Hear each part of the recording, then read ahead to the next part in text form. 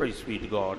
கர்த்தருக்கு ஸ்தோத்திரம், தேவனுக்கு ஸ்தோத்திரமோ. Once again, thank God for this blessed opportunity to be in your midst. உங்கள் மத்தியில் இருக்கும்படியாக கர்த்தர் தந்த இந்த ஆசீர்வதிக்கப்பட்ட தருணத்திற்காக திரும்பமாக நான் கர்த்தருக்கு నன்றి செலுத்துகிறேன். మీ మధ్యలో ఉండుటకు ప్రభు ఇచ్చినటువంటి ఆశీర్వాదకరమైన సందర్భం కొరకై దేవుని మరలాస్తూ కృతజ్ఞతలు తెలుపుచున్నాను. And we also thank you for all your valuable prayers. உங்களுடைய எல்லா வெளியேறப்பட்ட ஜெபங்களுக்காகவும் நாங்கள் உங்களுக்கு நன்றி செலுத்துகிறோம். మీ యొక్క అమూల్యమైన ప్రార్థనలకు కృతజ్ఞతలు తెలుపుచున్నాము. Pastor Wesley and myself, we were able to go to the Pacific area for the various conventions. நானும் பாஸ்டர் வெஸ்லி அவர்களும் அந்த பெசிபிக் நாடுகளில் பகுதியில் இருக்கிறதான எல்லா நாடுகளிலும் பல கன்வென்ஷனுக்கு செல்ல கர்த்தர் எங்களுக்கு ఉదவி செய்தார். నేను పాస్టర్ వెస్లీ గారును ఆ యొక్క పెసిఫిక్ దేశమునందుండిన అన్ని దేశములందు సేవన చేయుటకు ప్రభు సహాయం చేసెను. And God blessed all the meetings in that part of the world. உலகத்தின் அந்த பகுதியிலே எல்லா கூட்டங்களையும் கர்த்தர் ஆசீர்வதித்தார். లోకం యొక్క ఆ యొక్క భాగములందు అన్ని కన్వెన్షన్లు ప్రభు ఆశీర్వదించెను. And please do continue to pray for the various conventions to be held hereafter in India. இனிமேலும் கூட இந்தியாவில் நடக்க இருக்கிறதான பல கன்வென்ஷன்களுக்காக நீங்கள் தொடர்ந்து ஜெபிக்கும்படியாக கேட்டுக்கொள்கிறோம். ఇంకా నీ యొక్క భారతదేశంలో జరుగు అనేక కన్వెన్షన్ నిమిత్తం మీరు ప్రార్థించమని కోరుచున్నాము. Praise be to God. కర్తருக்கு స్తోత్రం, దేవునికి స్తోత్రము. For this morning's meditation, shall we turn to 1 John chapter 3 and let's read the first 3 verses. இன்று காலை வேளையிலே நம்முடைய தியானத்திற்காக முதலாம் யோவான் 3ஆம் அதிகாரம் முதல் 3 வசனங்களை வாசிப்போம். ఈ ఉదయ కాలంలో మన యొక్క ధ్యానం నిమిత్తము మొదటి యోహాను 3వ అధ్యాయము మొదటి 3 వాక్యములు, நாம் தேவனுடைய பிள்ளைகள் என்று அழைக்கப்படுவதினாலே பிதாவானவர் நமக்கு பாராட்டின அன்பு எவ்வளவு பெரிதென்று பாருங்கள். உலகம் அவரை அறியாதபடியினாலே நம்மையும் அறியவில்லை. பிரியமானவர்களே, இப்பொழுது தேவனுடைய பிள்ளைகளாயிருக்கிறோம், இனி எவ்விதமாயிருப்போம் என்று இன்னும் வெளிப்படவில்லை. ஆகிலும் அவர் வெளிப்படும் போது அவர் இருக்கிற வண்ணமாகவே நாம் அவரை தரிசிப்பதினால் அவருக்கு ஒப்பாயிருப்போம் என்று அறிந்திருக்கிறோம். அவர் மேல் இப்படிப்பட்ட நம்பிக்கை வைத்திருக்கிறவன் எவனும் அவர் சுத்தமுள்ளவராயிருக்கிறது போல தன்னையும் சுத்திகரித்துக் கொள்கிறான். Behold, what manner of love the Father hath bestowed upon us, that we should be called the sons of God. Therefore the world knoweth us not, because it knew him not. Beloved, now are we the sons of God, and it doth not yet appear what we shall be. But we know that when he shall appear, we shall be like him, for we shall see him as he is. And every man that hath this hope in him purifieth himself even as he is pure. మనము దేవుని పిల్లలమని పిలువబడినట్లు తండ్రి మనకెట్టి ప్రేమను అనుగ్రహించిన చూడుడి. మనము దేవుని పిల్లలమే. ఈ హేతువు చేత లోకం మనల్ని ఎరుగదు, ఏలగనగా అది ఆయనను ఎరుగలేదు. ప్రియులారా, ఇప్పుడు మనము దేవుని పిల్లలమై ఉన్నాము. మనమిక ఏమవుదుమో అది ఇంకా ప్రత్యక్షపడలేదు, కానీ ఆయన ప్రత్యక్షమైనప్పుడు ఆయన ఉన్నట్లుగానే ఆయనను చూతుము గనుక ఆయనను పోలి ఇందుమని ఎరుగుదుము. ఆయన ఎందు ఈ నిరీక్షణ పెట్టుకుని నా ప్రతివాడును ఆయన పవిత్రుడై ఉన్నట్టుగానే పవిత్రునిగా చేసుకొనును. Praise be to God. கர்த்தருக்கு ஸ்தோத்திரம், దేవునికి స్తోత్రము. Here there are so many things mentioned. இங்கே எத்தனையோ காரியங்கள் சொல்லப்பட்டிருக்கிறது. ఇక్కడ ఎన్నో కార్యములు చెప్పబడి ఉన్నవి. But even as the time permits, we will consider a few things. நமக்கு நேரம் இருக்கிறது போல நாம் சில காரியங்களை கவனிப்போம். మనకు సమయం ఉండినట్లుగా కొన్ని కార్యములు గమనించదము. Here we read about how God has loved us so much that he has called us to be his sons. தேவன் நம்மில் எவ்வளவு அதிகமாக அன்பு கூர்ந்திருக்கிறார் என்றால் அவர் நம்மை தம்முடைய பிள்ளைகளாக குமாரராக அவர் அழைத்திருக்கிறார். మనము దేవుని పిల్లలమని పిలువబడినట్లు తండ్రి మనకి ఎట్టి ప్రేమను అనుగ్రహించానో చూడుడి. That's why in the 1 Samuel chapter 2 verse 8 we read that we were just very poor and like beggars, but God took us out of the dunghill and has made us to sit together with princes. ஆகவே தான் முதலாம் Samuel 2ஆம் அதிகாரம் 8ஆம் வசனத்திலே நாம் வாசிக்கிறது போல நாம் சிறியவர்களும் எளியவர்களுமாக குப்பையிலே காணப்பட்டோம், ஆனால் கர்த்தர் நம்மை எழுப்பி பிரபுக்களோட உட்காரும்படியாக செய்திருக்கிறார். మొదటి సమయంలో 2వ అధ్యాయము 8వ వాక్యము, మనము దరిద్రులుగాను లేమిగలవారముగాను ఉంటిమి, పెంట కుప్ప మీద ఉంటిమి, ప్రభు మనల్ని లేవనెత్తి అధికారులతో కూడా కూర్చుండబెట్టెను. Once we were far from God. ஒரு காலத்திலே நாம் தேவனை விட்டு மிகவும் தூரத்தில் இருந்தோம். ఒక కాలం నందు మనము దేవుని విడిచి బహు దూరముగా ఉంటిమి. He not only saved us, அவர் நம்மை ரட்சித்தது மாத்திரமல்ல, ఆయన మనల్ని రక్షించడం మాత్రమే కాదు, he has also raised us up and made us to sit together among princes. அவர் நம்மை உயர்த்தி பிரபுக்களோடு நம்மை உட்காரவும் செய்திருக்கிறார். ఆయన మనల్ని పైకెత్తి అధికారులతో కూడా కూర్చుండబెట్టెను. We were just found in the dunghill. நாம் குப்பையிலே காணப்பட்டோம். మనము పెంట కుప్ప మీద ఉంటిమి. The 8th verse, if you read for yourself, there the Lord says he lifted up the beggar from the dunghill. எளியவனை குப்பையிலிருந்து அவர் உயர்த்துகிறார் என்று 8ஆம் வசனத்திலே நாம் வாசிக்கிறோம். 8వ వాక్యమందు లేమిగలవాన్ని పెంట కుప్ప మీద నుండి లేవనెత్తువాడు ఆయనే. So we have to realize the great blessing God has showered upon us. ஆகவே கர்த்தர் மேல் பொழிந்தருள் இருக்கிறதான பெரிதான ஆசீர்வாதத்தை நாம் உணர்ந்து கொள்ள வேண்டும். కావున ప్రభు మన మీద కుమ్మరించినటువంటి గొప్ప ఆశీర్వాదమును గ్రహించవలెను. In the world we may be poor. உலகத்திலே நாம் ஏழ்மையாக இருக்கலாம். లోకమునందు మనము దరిద్రులుగా లేమిగల వారిగా ఉండవచ్చును. In the world we may be insignificant. நாம் இந்த உலகத்திலே எந்த விதமான முக்கியத்துவம் இல்லாதவர்களாக இருக்கலாம். ఈ యొక్క లోకమునందు ఏ విధమైన ముఖ్యత్వం లేని వారముగా ఉండవచ్చును. But God has made us kings and priests in his sight. ஆனால் தேவன் தம்முடைய பார்வையிலே நம்மை ராஜாக்களாகவும் ஆசாரியர்களாகவும் மாற்றி இருக்கிறார். అయితే దేవుడు తన యొక్క దృష్టి యందు మనల్ని రాజులుగాను యాజకులుగాను మార్చెను. And therefore we should not be so much troubled that we are not lifted up on this earth. ஆகவே இந்த பூமியிலே நாம் உயர்த்தப்படவில்லை என்பதை எண்ணி நாம் கலங்கக்கூடாது. కావున యొక్క భూమి మీద మనము హెచ్చింపబడలేదని చెప్పి మనము కలవరం చెందకూడదు. Because all the greatness of this world will come to an end very soon. ஏனென்றால் வெகு சீக்கிரத்திலே இந்த உலகத்தின் மேன்மை எல்லாம் முடிவு பெறும். ఎందుకనగా అతి త్వరలో ఈ యొక్క లోకంలో ఉండినటువంటి శ్రేష్టమైనవన్నింటికి ముగింపు కలుగును. We may be even the ruler of a country. நாம் ஒரு தேசத்தின் அதிபதியாக கூட இருக்கலாம். మనం ఒక దేశం యొక్క అధికారిగా కూడా ఉండవచ్చును. Or we may even have be a ruler of the whole world. இல்லாவிட்டால் முழு உலகத்திற்கும் நாம் அதிகாரியாக இருக்கலாம். లేక సర్వలోకమంతటికి అధికారిగా ఉండవచ్చును. But one day we have to die.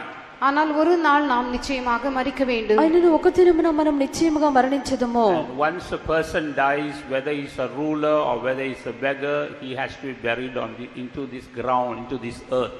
ஒருவன் மரித்த பிற்பாடு அவன் அதிபதியாக இருந்தாலும் சரி, அவன் ஒரு பிச்சைக்காரனாக இருந்தாலும் சரி, இந்த பூமியிலே தான், இந்த மண்ணுக்குள்ளே தான் அவன் புதைக்கப்பட வேண்டும். ఒక వ్యక్తి మరణించిన తర్వాత అతడు దరిద్రుడైనప్పటికీ అతడు ధనవంతుడైనప్పటికీ ఈ యొక్క భూమి లోపలనే అతన్ని పాతి పెట్టవలెను. But we have a life after the grave. ஆனால் நமக்கு கல்லறைக்கு அப்பாற்பட்டதான ஒரு ஜீவியம் உண்டு. అయితే మనకు సమాధి తర్వాత ఉండినటువంటి ఒక జీవితం కలదు. And that is eternal and something that will continue forever. அது நித்தியமானது, என்றென்றைக்கும் நீடித்திருக்கிற ஒன்றாக இருக்கிறது. అది నిత్యమైనది, నిత్యానిత్యము ఉండున్నది. So God has called us to inherit that eternity. ஆகவே அந்த நித்தியத்தை சுதந்திரித்துக் கொள்ளும்படியாக கர்த்தர் நம்மை அழைத்திருக்கிறார். కావున యొక్క నిత్యమును మనము స్వాధీనపరచుకుంటకు ప్రభు మనల్ని పిలిచెను. That's why in Hebrews chapter 3 verse 1 we read that we are called with a heavenly calling. ஆகவே தான் எபிரேயர் 3ஆம் அதிகாரம் 1ஆம் வசனத்திலே வாசிக்கும் பொழுது நாம் பரம அழைப்பினால் அழைக்கப்பட்டிருக்கிறோம் என்று பார்க்கிறோம். అందుచేతనే హెబ్రీ 3వ అధ్యాయము మొదటి వాక్యమందు పరలోక సంబంధమైన పిలుపుతో మనము పిలువబడి ఉన్నామని చదువుచున్నాము. In 2 Timothy chapter 1 verse 9 it is said we are called with a holy calling. 2 தீமோத்தேயு 1ஆம் அதிகாரம் 9ஆம் வசனத்திலே பரிசுத்த அழைப்பினாலே அழைக்கப்பட்டிருக்கிறோம் என்று சொல்லப்பட்டிருக்கிறது. 2వ తిమోతి మొదటి అధ్యాయము 10వ వాక్యం నందు మనం పరిశుద్ధమైన పిలుపుతో పిలువబడితిమి. So God has made us as sons of God. God has made us kings and priests so that we may live a heavenly life, we may live a holy life. நாம் ஒரு பரலோகத்திற்குரிய ஜீவியம் செய்யும்படியாக, பரிசுத்த ஜீவியம் செய்யும்படியாக கர்த்தர் நம்மை தேவபுத்திரராக மாற்றி இருக்கிறார், ராஜாக்களாகவும் ஆசாரியராகவும் மாற்றி இருக்கிறார். మనము ఒక పరలోక సంబంధమైన జీవితం చేయుటకు, పరిశుద్ధమైన జీవితం చేయుటకు దేవుడు మనలను దేవుని యొక్క కుమారులుగాను, రాజకులుగాను, యాజకులుగాను మార్చెను. When we live a heavenly life, then we can continue that life in eternity. நாம் உன்னதமான ஜீவியம் செய்யும் பொழுது நித்தியத்திலும் தொடர்ந்து அந்த ஜீவியத்தை நாம் செய்யலாம். మనము ఉన్నతమైన జీవితం చేయనప్పుడు నిత్యం నందు ఆ యొక్క జీవితం కొనసాగించి చేయగలము. When we live a holy life, we can continue that life in eternity. நாம் பரிசுத்தமான ஜீவியம் செய்யும் பொழுது நித்தியத்திலும் தொடர்ந்து அந்த ஜீவியத்தை நாம் செய்யலாம். మనం పరిశుద్ధమైన జీవితం చేసినప్పుడు నిత్యం నందు కొనసాగించి ఆ జీవితం చేయగలము. When we come back to our key verses, நாம் ஆரம்பத்திலே வாசிதான் அந்த வசனங்களுக்கு திரும்பி வரும் பொழுது, మనం మొదటి చదివిన వాక్యంలోకి తిరిగి వచ్చినప్పుడు what's the ultimate purpose of this calling? நம்முடைய அழைப்பின் முடிவான நோக்கம் என்ன? మన యొక్క పిలుపు యొక్క అంతం యొక్క ఉద్దేశం ఏమిటి? The ultimate purpose is to see God. அதனுடைய முடிவான நோக்கம் என்னவென்றால் கர்த்தரை தரிசிப்பது. దాని యొక్క అంతం యొక్క ఉద్దేశం ఏమనగా ప్రభువును దర్శించుట.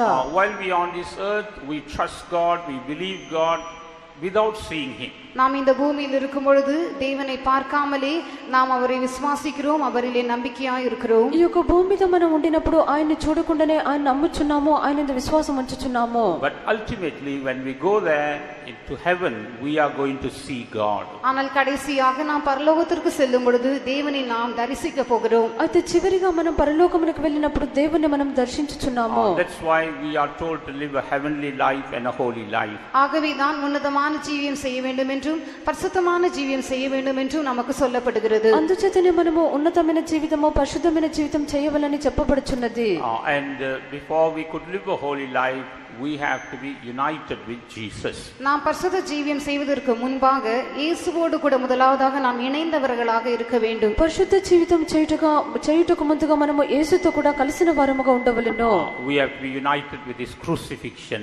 நாம் அவருடைய சிலுவையில் அறையப்படுதலோடு நாம் இணைக்கப்பட்டிருக்க வேண்டும். ఆయన యొక్క సిలువ వేయబట్టి మనము కలిసి ఉండవలెను. That's why Saint Paul says, I am crucified. ஆகவே தான் பரிசுத்த பவுல் சொல்லும் பொழுது நான் சிலுவையில் அறையப்பட்டிருக்கிறேன் என்று சொல்லுகிறார். అందుచేతనే పరిశుద్ధుడైన పౌలు చెప్పినప్పుడు నేను సిలువ వేయబడి ఉన్నానని చెప్పెను. When we are crucified with Christ, the world will not attract us, sin will not attract us.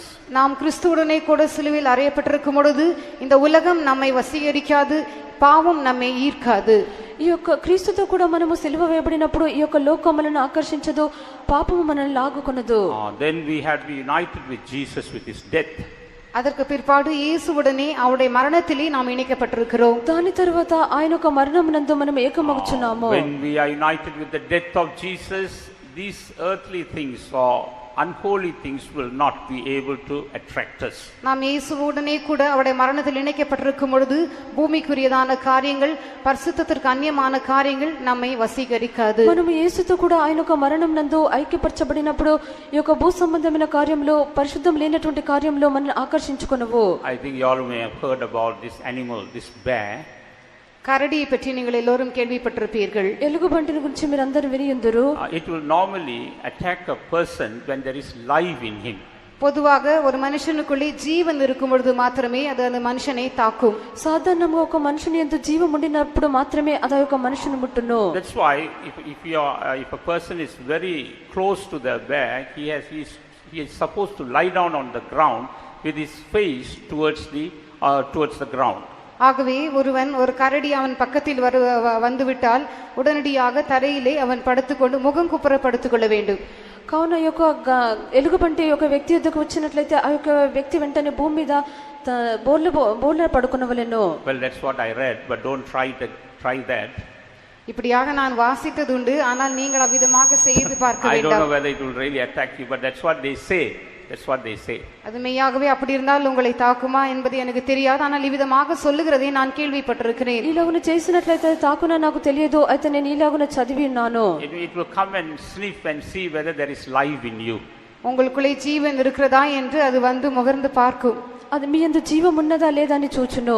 The moment it sees there's no life, it will not attack that person. ஜீவன் இல்லை என்பதை அது கண்டு கொண்டால் அதற்கு பிற்பாடு அந்த நபரை அது தாக்காது. జీవము లేనిదిగా అది చూచినట్లయితే తర్వాత ఆ యొక్క వ్యక్తిని అది ముట్టదు. That's why they normally lie with their face down to the ground.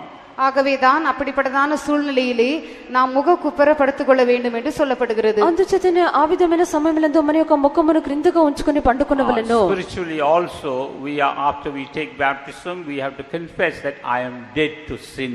ஆவிக்கிற விதத்திலும் நாம் கவனிக்கும் பொழுது நாம் ஞானஸ்நானம் பெற்ற பிற்பாடு நான் பாவத்துக்கு மரித்தேன் என்று அறிக்கை பண்ண வேண்டும். ఆత్మీయ జీవితం నందు కూడా మనం బాప్తిస్మము పొందిన తర్వాత పాపములకు మరణించితమని ఒప్పుకోలు చేయవలెను.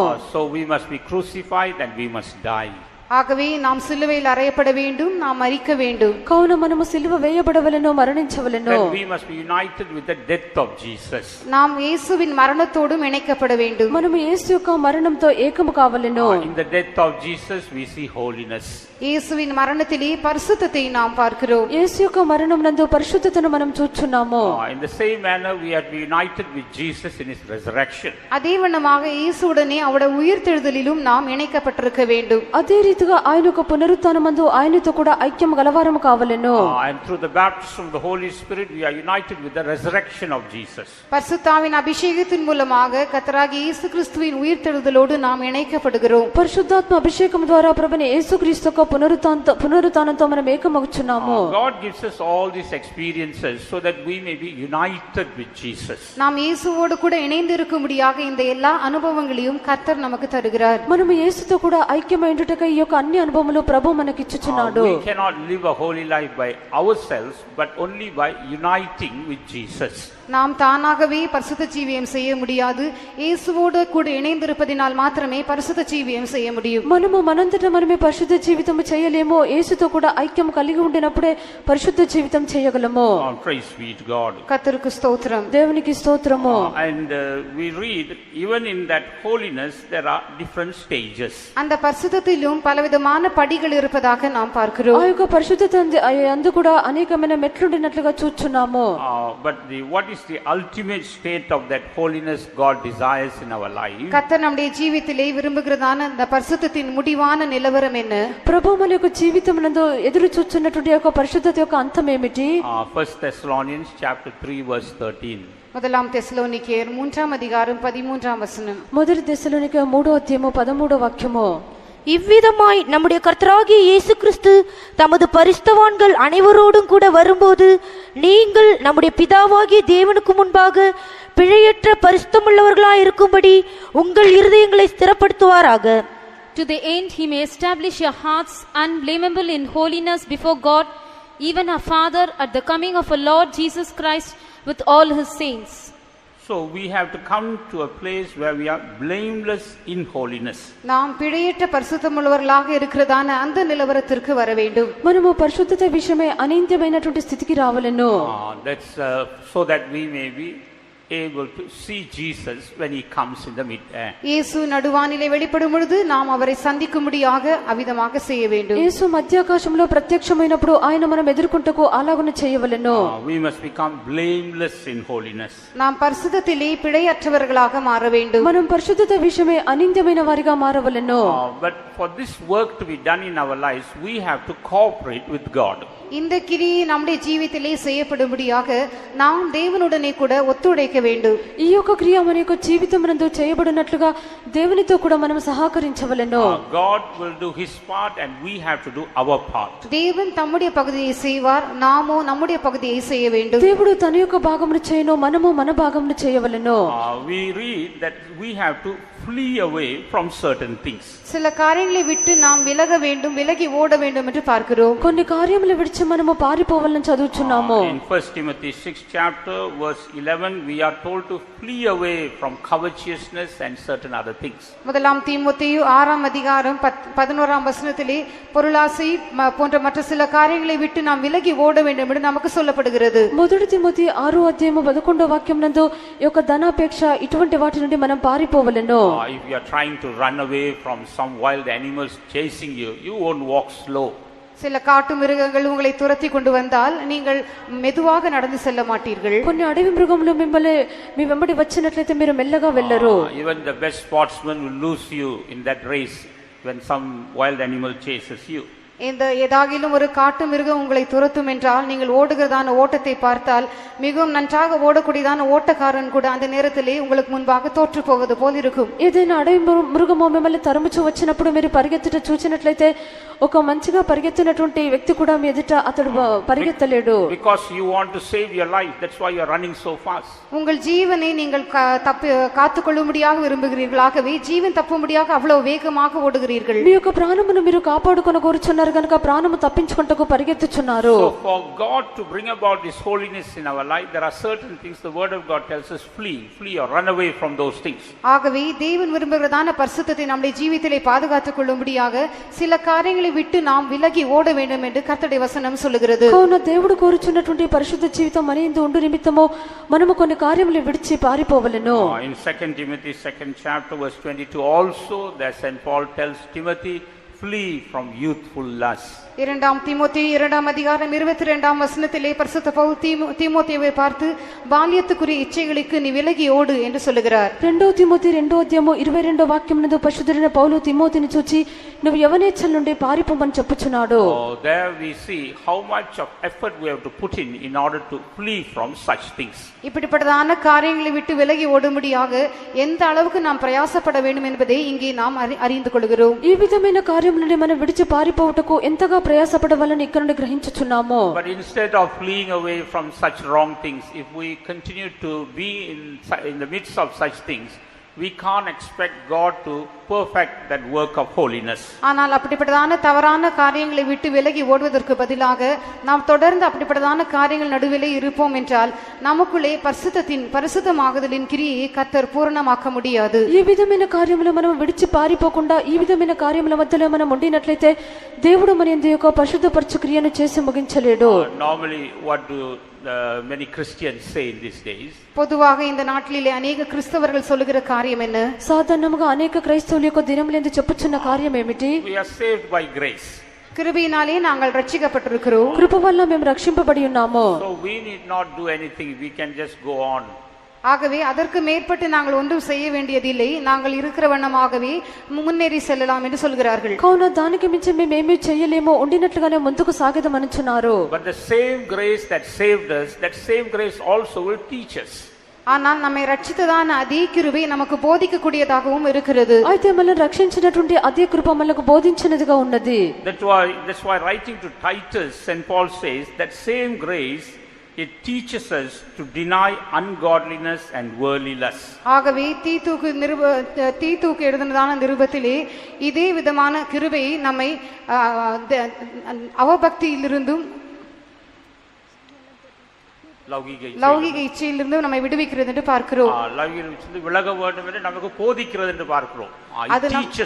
இது நமக்கு தேவையில்லை என்பதை அது போதிக்கிறது என்று பார்க்கிறோம். ఈ యొక్క తీతులో మనం చూచినప్పుడు దేవుని యొక్క కృప అన్నది ఈ యొక్క భక్తి లేనటువంటి కార్యముల నుండి లౌకిక విషయం నుండి పారిపోనట్టుగా బోధించును. It is true we are saved by grace, but that same grace goes on teaching us. நாம் கிருபையினாலே ரட்சிக்கப்பட்டிருக்கிறோம் என்பது உண்மைதான், ஆனால் அதே கிருபை தொடர்ந்து நமக்கு போதித்துக் கொண்டே இருக்கிறது. మనము కృప చేత రక్షింపబడిన నిజమే, అదే కృప మనకు కొనసాగించ బోధించును. The grace tells us you must give up worldliness. நாம் లౌకికத்தை విட்டுவிட வேண்டும் என்று அந்த கிருபை நமக்கு சொல்லுகிறது. మనము ఈ యొక్క లోకంలో విడిచిపెట్టవాలని ఈ కృప బోధించును. That same grace teaches us we must live a godly life. நாம் தெய்வீகமான ஜீவியம் செய்ய வேண்டும் என்பதை அதே கிருபை நமக்கு போதிக்கிறது. మనము దైవికమైన జీవితం చేయనట్లుగా ఆ కృప బోధించును. That same grace of God tells us we must live a very sober life. நாம் தெளிந்த புத்தியுள்ளவர்களாக ஜீவிக்க வேண்டும் என்று அதே கிருபை நமக்கு போதிக்கிறது. మనము స్వస్థ బుద్ధి గలవారుగా జీవించవాలని ఆ యొక్క కృప మనకు బోధించును. So we see how the grace also goes on teaching us as to what are the things we have to flee from. நாம் என்னென்ன காரியங்களை விட்டு விலகி ஓட வேண்டும் என்பதை இந்த கிருபை நமக்கு போதிப்பதாக நாம் பார்க்கிறோம். ఏ ఏ కార్యములు విడిచి మనం పారిపోవాలని చెప్పి ఈ యొక్క కృప మనకు బోధించినట్లుగా చూస్తున్నాము. When we come to the next stage, அடுத்த படிக்கு நாம் வரும்பொழுது తరువాత మెట్టుకు మనం వచ్చినప్పుడు not only fleeing, we have to even abstain from all evil. விலகி ஓடுவது மாத்திரமல்ல, அப்படிப்பட்ட எல்லா காரியங்களை விட்டும் நாம் நீங்கி இருக்க வேண்டும். మనము పారిపోవటం మాత్రమే కాదు, ఈ విధమైన ప్రతి కార్యం నుండి మనం తొలగిపోయి ఉండవలెను. In 1 Peter chapter 2 verse 11 we are told to abstain from all fleshly lusts or all things that are evil in the sight of God. முதலாம் பேதுரு 2ஆம் அதிகாரம் 11ஆம் வசனத்திலே நாம் வாசிக்கும் பொழுது நீங்கள் ஆத்துமாவுக்கு விரோதமாய் போர் செய்கிற மாம்ச இச்சைகளை விட்டு விலகி என்று வாசிக்கிறோம். మొదటి పేతురు 2వ అధ్యాయము 11వ వాక్యం నందు ఆత్మకు విరోధముగా పోరాడు శరీరాశలను విసర్జించి We are not supposed to indulge in those things. அப்படிப்பட்ட காரியங்களிலே நாம் ஈடுபடலாகாது. ఆ విధమైన కార్యములందు మనము కలుసుకొనకూడదు. We have to abstain from those things. அந்த காரியங்களை விட்டு நாம் விலகி இருக்க வேண்டும். ఈ యొక్క కార్యములు విడిచి విసర్జించి ఉండవలెను. And thirdly we read that we have to abstain even from the appearance of evil. மூன்றாவதாக பொல்லாங்கை தோன்றுகிற எல்லாவற்றிலிருந்தும் நாம் விட்டு விலகி இருக்க வேண்டும். మూడవదిగా మనకు చెడుగా త్రోచున్నటువంటి ప్రతి కార్యమును విడిచి ఉండవలెను. In 1 Thessalonians chapter 5 verse 22 we are told to abstain from all appearance of evil. முதலாம் தெசலோனிக்கேயர் 5ஆம் அதிகாரம் 22ஆம் வசனத்திலே பொல்லாங்கை தோன்றுகிற எல்லாவற்றையும் விட்டு விலகுங்கள் என்று சொல்லப்பட்டிருக்கிறது. మొదటి తెస్సలోనిక 5వ అధ్యాయము 22వ వాక్యం నందు ప్రతి విధమైన కీడునకు దూరముగా ఉండుడి. It is not evil but appearance of evil. அது தீமை அல்ல, பொல்லாததல்ல, ஆனால் பொல்லாங்காய் தோன்றுகிறது. అది కీడు కాదు, అది కీడుగా కనబడుచున్నది. As the saying goes, to drink a cup of water, you need not go to the toddy shop to drink a cup of water. ஒரு விதமாக ஒரு சொல் இருக்கிறது, நீங்கள் தண்ணீர் குடிக்க வேண்டும் என்றால் அதை குடிக்கும்படியாக கள்ளு கடைக்கு நீங்கள் செல்ல வேண்டிய அவசியம் இல்லை. ఒక సామెత కలదు, మీరు నీళ్లు త్రాగవాలంటే ఒక నీళ్లు త్రాగుటకు కళ్ళు దుకాణంకు వెళ్ళని అవసరం లేదు. It's true, you are only drinking water. நீங்கள் தண்ணீரை தான் குடிக்கிறீர்கள், அது உண்மை. మీరు నీళ్లే త్రాగుచున్నారు, నిజమే. But you are drinking it in the wrong place. That's an appearance of evil. ஆனால் தவறான இடத்தில் இருந்து அதை குடிக்கிறீர்கள், அதுதான் பொல்லாங்கை தோன்றுகிறதான காரியம். మీరు తప్పైన స్థలం నుండి త్రాగుచున్నారు, అదే కీడుగా కనబడు స్థలము. If we are to become blameless in holiness, we have to even depart from all appearance of evil. நாம் பரிசுத்தத்திலே குற்றமில்லாதவர்களாக மாற வேண்டும் என்றால் பொல்லாங்கை தோன்றுகிற எல்லாவற்றையும் நாம் விட்டு விலக வேண்டும். మనం పరిశుద్ధత విషయంలో అనింద్యులుగా మారు నిమిత్తము కీడుగా కనబడు ప్రతిదానికి దూరముగా ఉండవలెను. We are taught all these things with that one aim, that we should see Jesus when he comes, or we should see Jesus in eternity. இயேசு வெளிப்படும் பொழுது நாம் அவரை பார்க்க வேண்டும், அல்லது நித்தியத்திலே நாம் இயேசுவை சந்திக்க வேண்டும் என்கிறதான ஒரே ஒரு நோக்கத்தோடு இந்த எல்லா காரியங்களும் நமக்கு போதிக்கப்படுகிறது. యేసు వచ్చినప్పుడు ఆయన మనం చూడవలెను, నిత్యమునందు యేసును మనం దర్శించవలని ఆ యొక్క ఉద్దేశంతోనే ఈ యొక్క కార్యములన్నీ బోధింపబడుచున్నవి. As time does not permit, we are not reading all the verses. நாம் நேரம் இல்லாதபடியினாலே எல்லா வசனங்களையும் நாம் வாசிப்பதில்லை. సమయం లేనందున వాక్యములను మనం చదువుటలేము.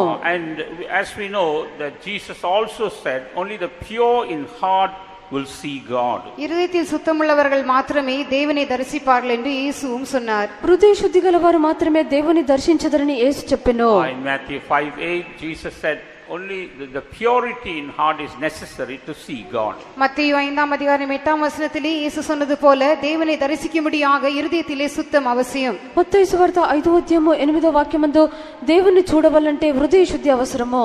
And along with this purity, peace is also necessary to see God. இந்த தூய்மையோடு கூட நமக்கு தேவனை தரிசிக்கும்படியாக சமாதானமும் அவசியம். ఈ యొక్క పవిత్రతతో కూడా దేవుని దర్శించుటకు మనకు సమాధానం అవసరము. In 2 Peter 3rd chapter, 2 பேதுரு 3ஆம் அதிகாரத்திலே 2 పేతురు 3 అధ్యాయమందు in verse 14, Peter says that when Jesus comes, he must find peace within us. 3ஆம் அதிகாரம் 14ஆம் வசனத்திலே இயேசு வெளிப்படும் பொழுது அவர் நமக்குள்ளே சமாதானத்தை காண வேண்டும் என்று பரிசுத்த பேதுரு சொல்கிறார். 2 పేతురు 3:14 వాక్యమునందు యేసు ప్రత్యక్షమైనప్పుడు ఆయన మన యందు శాంతము లేక సమాధానం చూడవలెను. That's why we say that peace and holiness always go together.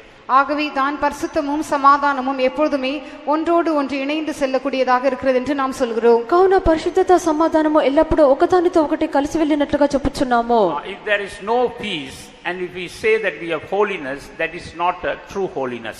சமாதானம் இல்லாமல் பரிசுத்தமாக நான் இருக்கிறேன் என்று நாம் சொல்வோம் என்றால் அது மெய்யான பரிசுத்தம் அல்ல. సమాధానం లేకుండా మేము పరిశుద్ధముగా ఉన్నామని చెప్పినట్లయితే అది నిజమైన పరిశుద్ధత కాదు. In true holiness we see the peace of God is also there. மெய்யான பரிசுத்தத்திலே தேவ சமாதானமும் இருப்பதை நாம் பார்க்கலாம். నిజమైన పరిశుద్ధత యందు దేవుని యొక్క సమాధానం ఉండుట చూచెదము. That's why we have to go on preserving the peace of God in our lives. ஆகவே தான் நம்முடைய ஜீவிதத்திலே தேவனுடைய சமாதானத்தை எப்பொழுதுமே காத்துக்கொள்ள வேண்டும். కావున మన యొక్క జీవితం నందు దేవుని యొక్క సమాధానము ఎల్లప్పుడూ కాపాడుకొనవలెను. If Jesus comes now and if he finds no peace in us, we will not be able to see him. இயேசு இப்பொழுது வெளிப்பட்டால் நமக்குள்ளே சமாதானம் இல்லாமல் இருக்கும் என்றால் நாம் அவரை சந்திக்க முடியாது. యేసు ఇప్పుడు ప్రత్యక్షమైనట్లయితే మనలో సమాధానం లేకుండా ఉండినట్లయితే ఆయన మనం చూడలేము. Praise be to God. கர்த்தருக்கு ஸ்தோத்திரம். దేవునికి స్తోత్రము. And as we know, in heaven all will see God. நாம் அறிந்திருக்கிறபடி பரலோகத்திலே யாவரும் தேவனை தரிசிப்பார்கள். మనకు తెలిసినట్లుగా పరలోకమునందు అందరూ దేవుని చూచెదరు. But we see their vision will differ. ஆனால் அவருடைய தரிசனங்களிலே வித்தியாசம் இருப்பதை நாம் பார்க்கலாம். అయితే వారి యొక్క దర్శనములందు తేడాలు ఉండినట్లుగా చూచున్నాము. According to their nearness to God, their vision will differ. அவர்கள் தேவனுக்கு எவ்வளவு சமீபமாக இருக்கிறார்களோ அதை பொறுத்து அவருடைய దర్శనமும் வித்தியாசப்படும். వారు దేవునికి ఎంత సమీపముగా ఉందరో దానికి తగినట్లుగానే వారి యొక్క దర్శనములు వేరేగా ఉండును. And we will just look at one example in the Old Testament. பழைய ஏற்பாட்டிலே இதற்கேற்ற ஒரு உதாரணத்தை நாம் கவனிப்போம். పాత నిబంధనలో దీనికి తగిన ఒక ఉదాహరణ చూచెదము. In Exodus chapter 24, யாத்திராகமம் 24ஆம் அதிகாரத்திலே నిర్గమకాండం 24వ అధ్యాయము we see how different groups of people saw God. பலவிதமான குழுவினர் தேவனை தரிசித்ததாக நாம் பார்க்கிறோம். పలువిధమైన జనులు దేవుణ్ణి దర్శించినట్లుగా చూచున్నాము. And they all had a different vision. ஒவ்வொருவருக்கும் வித்தியாசமான தரிசனம் உண்டானது. ఒక్కొక్కరికి వేరు వేరు దర్శనం కలిగెను. There we see the children of Israel saw God or saw the glory of God. முதலாவதாக இஸ்ரவேல் புத்திரர் தேவனுடைய மகிமை தேவனை தரிசித்ததாக பார்க்கிறோம். మొదటిగా ఇశ్రాయేలు జనులు దేవుని యొక్క మహిమను దర్శించినట్లుగా చూచున్నాము. First read Exodus 19:17. முதலாவதாக யாத்திராகமம் 19ஆம் அதிகாரம் 17ஆம் வசனத்தை வாசிப்போம். మొదటిగా నిర్గమకాండము 19వ అధ్యాయము 17వ వాక్యము. அப்பொழுது ஜனங்கள் தேவனுக்கு எதிர்கொண்டு போக மோசே அவர்களை பாளையத்திலிருந்து புறப்பட பண்ணினான். அவர்கள் மலையின் அடிவாரத்தில் நின்றார்கள். And Moses brought forth the people out of the camp to meet with God, and they stood at the nether part of the mount. So here Moses brought the people to meet God. இந்த இடத்திலே தேவனை சந்திக்கும்படியாக மோசே ஜனங்களை அழைத்து கொண்டு வருவதாக பார்க்கிறோம். ఇక్కడ దేవునిని ఎదుర్కొంటకు మోషే ప్రజలను రప్పించినట్లుగా చూచున్నాము. And what was the vision the children of Israel had? இஸ்ரவேல் ஜனங்களுக்கு உண்டான தரிசனம் என்ன? ఇశ్రాయేలు జనులకు ఉండినటువంటి దర్శనం ఏమిటి? Read Exodus 24:17. யாத்திராகமம் 24ஆம் அதிகாரம் 17ஆம் வசனத்தை வாசிப்போம். నిర్గమకాండము 24వ అధ్యాయము 17వ వాక్యము. மலையின் கொடுமுடியிலே கர்த்தருடைய மகிமையின் காட்சி இஸ்ரவேல் புத்திரருடைய கண்களுக்கு பட்சிக்கிற அக்கினியை போல் இருந்தது. And the sight of the glory of the Lord was like devouring fire on the top of the mount in the eyes of the children of Israel. So in the eyes of the children of Israel, the presence of God or the glory of God was like a devouring fire. இஸ்ரவேல் புத்திரருடைய கண்களுக்கு தேவனுடைய மகிமை அல்லது தேவனுடைய சமூகம் பட்சிக்கிற அக்னியை போல இருந்தது. దేవుని యొక్క మహిమ సన్నిధానము ఇశ్రాయేలు యొక్క కన్నులకు దహించు అగ్ని వలె ఉండెను. Sometimes we also get that experience. சில சமயங்களிலே நமக்கும் அப்படிப்பட்டதான அனுபவம் கிடைக்கிறது. కొన్ని సమయములలో మనకు కూడా ఈ విధమైన అనుభవం కలుగుచున్నది. When we are in the tarrying meeting, God gives us like a fiery experience. நாம் காத்திருப்பு கூட்டத்தில் இருக்கிறதான நேரத்திலே அக்னி போன்றதான அனுபவத்தை கர்த்தர் நமக்கு தருகிறார். మనము కనిపెట్టుకోవటంలో ఉండినప్పుడు అగ్నిమయమైనటువంటి అనుభవములు ప్రభు మనకి ఇచ్చుచున్నాడు. That experience is good. அந்த அனுபவம் நல்லது. ఆ యొక్క అనుభవము మంచిది. But it is we have to grow from that experience to the next experience. ஆனால் அந்த அனுபவத்திலிருந்து அதற்கு மேல் இருக்கிறதான அடுத்த அனுபவத்திற்கு நாம் வளர்ந்து செல்ல வேண்டும். అయితే ఆ యొక్క అనుభవం నుండి దానికి మీదుగా ఉండినటువంటి అనుభవమునకు మనం వెళ్ళవలెను. We cannot be satisfied with that fiery experience. அந்த அக்னி போன்றதான அனுபவத்தோடு நாம் திருப்தி அடையக்கூடாது. ఆ యొక్క అగ్ని వంటి అనుభవంతో తృప్తి చెందకూడదు. What is the next experience? அடுத்த அனுபவம் என்ன? తరువాత ఉండిన అనుభవం ఏమిటి? We see another group of people who saw God. தேவனை தரிசித்ததான மற்றொரு கூட்டத்தாரை நாம் பார்க்கிறோம். దేవుని దర్శించినటువంటి మరొక గుంపును చూచున్నాము. They were Moses, Aaron, Nadab, Abihu and 70 elders. அவர்கள் மோசேயும் ஆரோனும் நாதாபும் அபியும் 70 மூப்பர்களுமாம். వారెవరనగా మోషే, అహరోను, నాదాబు, అబీహు 70 మంది పెద్దలు. Read Exodus chapter 24 verses 9 and 10. யாத்திராகமம் 24ஆம் அதிகாரம் 9ஆம் 10ஆம் வசனங்கள். నిర్గమకాండము 24వ అధ్యాయము 9-10 వాక్యములు.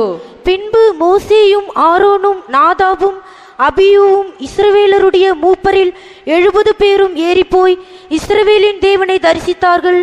அவருடைய பாதத்தின் கீழே நிலக்கீழிழைத்த வேலைக்கு ஒப்பாகவும் தெளிந்த வானத்தின் பிரபைக்கு ஒப்பாகவும் இருந்தது. Then went up Moses and Aaron and Nadab and Abihu and 70 of the elders of Israel, and they saw the God of Israel, and there was under his feet as it were paid work of sapphire stone, and as it were the body of heaven in his clearness. So here we read about these 5 groups of people. இங்கே 5 கூட்டத்தாரை பற்றி நாம் பார்க்கிறோம். ఇక్కడ 5 గుంపుల గురించి చూస్తున్నాము. They also saw God to a certain extent. இவர்களும் ஒரு குறிப்பிட்ட அளவிலே தேவனை தரிசித்தார்கள். వీరు కూడా ఒక గుర్తింపబడిన పరిమితికి దేవుణ్ణి చూచిరి. We can take these 5 people as 5 different experiences that are necessary in our life to see God. இந்த 5 பேரை நம்முடைய ஜீவிதத்திலே தேவனை தரிசிக்கும்படியாக நமக்கு தேவைப்படுகிற 5 அனுபவங்களுக்கு அடையாளமாக நாம் எடுத்துக்கொள்ளலாம். ఈ యొక్క 5 మన యొక్క జీవితమునందు దేవుణ్ణి దర్శించుటకు ఉండినటువంటి 5 అనుభవములుగా తీసుకొనవచ్చును. And the first person was Moses. முதலாவது நபர் மோசே. మొదటి వ్యక్తి మోషే. Moses, what does he show in our lives? மோசே நம்முடைய ஜீவிதத்திலே எதற்கு அடையாளமாக இருக்கிறார்? మోషే మన యొక్క జీవితంలో దేనికి సూచనగా ఉన్నాడు? He speaks about the redemption that God has given to us. அவன் கர்த்தர் நமக்கு தந்திருக்கிறதான மீட்புக்கு அடையாளமாக இருக்கிறான். ఆయన ప్రభు మనకి ఇచ్చినటువంటి విమోచనకు సూచనగా ఉన్నాడు. But as we know, redemption is not one experience. ஆனால் நாம் அறிந்திருக்கிறபடி மீட்பு என்பது குறிப்பிட்ட ஒரே ஒரு அனுபவம் அல்ல. అయితే మనం ఎరిగినట్లుగా ఈ విమోచన అనేది ఒకే ఒక అనుభవం కాదు. What is the meaning of that name Moses? మోసే ఎన్గ్రదాన పేరిన అర్థం என்ன? మోషే అనగా దాని అర్థం ఏమిటి? Drawn out of the water. జలத்திலிருந்து எடுக்கப்பட்டவன், నీళ్ళలో నుండి తీయబడినవాడు. So also in our lives God takes us out of sin. அதேவனமாக நம்முடைய ஜீவித்திலும் தேவன் பாவத்திலிருந்து நம்மை வெளியே எடுக்கிறார். అలాగున్న మన యొక్క జీవితంలో దేవుడు పాపం నుండి మనల్ని బయటికి తీయించున్నాడు. That is the first step in redemption. அது மீட்பின் முதலாவது படியாய் இருக்கிறது. అది విమోచన యొక్క మొదటి మెట్టు. That's why in Ephesians chapter 1 verse 7 we read that we have received redemption through his blood, even the forgiveness of sins. ஆகவே தான் எபேசியர் முதலாம் அதிகாரத்திலே 7ஆம் வசனத்திலே நாம் வாசிக்கும் பொழுது அவருடைய இரத்தத்தினாலே பாவமன்னிப்பாகிய மீட்பு நமக்கு கிடைத்திருக்கிறது என்று பார்க்கிறோம். అందుచేతనే ఎఫెసీ మొదటి అధ్యాయము 7వ వాక్యం నందు ఆయన రక్తం వల్ల మనకు పాప విమోచన మనకు దొరికినదని చూస్తున్నాము. This is the beginning of redemption. அல்லது இது மீட்பின் ஆரம்பமாக இருக்கிறது. లేక ఇది విమోచన యొక్క ప్రారంభమై ఉన్నది. But what is the end of that redemption? ஆனால் அந்த மீட்பின் முடிவு என்ன? అది యొక్క విమోచన యొక్క అంతం ఏమిటి? The same chapter, read verse 14. அதே அதிகாரத்தின் 14ஆம் வசனத்தை வாசிப்போம். ఆ యొక్క అధ్యాయమే 14వ వాక్యము. அவருக்கு சொந்தமானவர்கள் அவருடைய மகிமைக்கு புகழ்ச்சியாக மீட்கப்படுவார்கள் என்பதற்கு ஆவியானவர் நம்முடைய சுதந்திரத்தின் அச்சாரமாய் இருக்கிறார். So here we see the end of that redemption. இங்கே இந்த மீட்பின் முடிவை நாம் பார்க்கிறோம். ఇక్కడ విమోచన యొక్క అంతం చూస్తున్నాము. Through the first aspect of the redemption we become the purchased possession of God. அந்த மீட்பின் முதலாவது அம்சத்தின் மூலமாக தேவனால் சம்பாதிக்கப்பட்டதான ஒரு சம்பத்தாக நாம் மாறுகிறோம். ఆ యొక్క మొదటి విమోచన ద్వారా దేవుని చేత సంపాదింపబడిన ఒక సంపదగా చూస్తున్నాము. But what is the end of the redemption? ஆனால் அந்த மீட்பின் முடிவு என்ன? అయితే ఒక విమోచన యొక్క అంతం ఏమిటి? At the coming of the Lord, he is going to redeem this purchased people. இந்த மீட்கப்பட்டதான விலைக்கு வாங்கப்பட்டதான இந்த ஜனங்களை தம்முடைய வருகையிலே அவர் மீட்டுக்கொள்ள போகிறார். ఈ యొక్క కొనబడినటువంటి జనులను ఆయన యొక్క రాకడయందు విమోచించును. From this, in between these two aspects of redemption, there are so many other experiences. இந்த மீட்பின் இரண்டு அம்சங்களுக்கு நடுவே இன்னும் எத்தனையோ அனுபவங்கள் உண்டு. ఈ యొక్క విమోచన యొక్క రెండు అంశముల మధ్యలో అనేకమైన అనుభవములు కలవు. There are so many other aspects of redemption. மீட்பின் இன்னும் எத்தனையோ அம்சங்கள் உண்டு. విమోచన యొక్క అనేకమైన అంశములు కలవు. We have been redeemed from the world.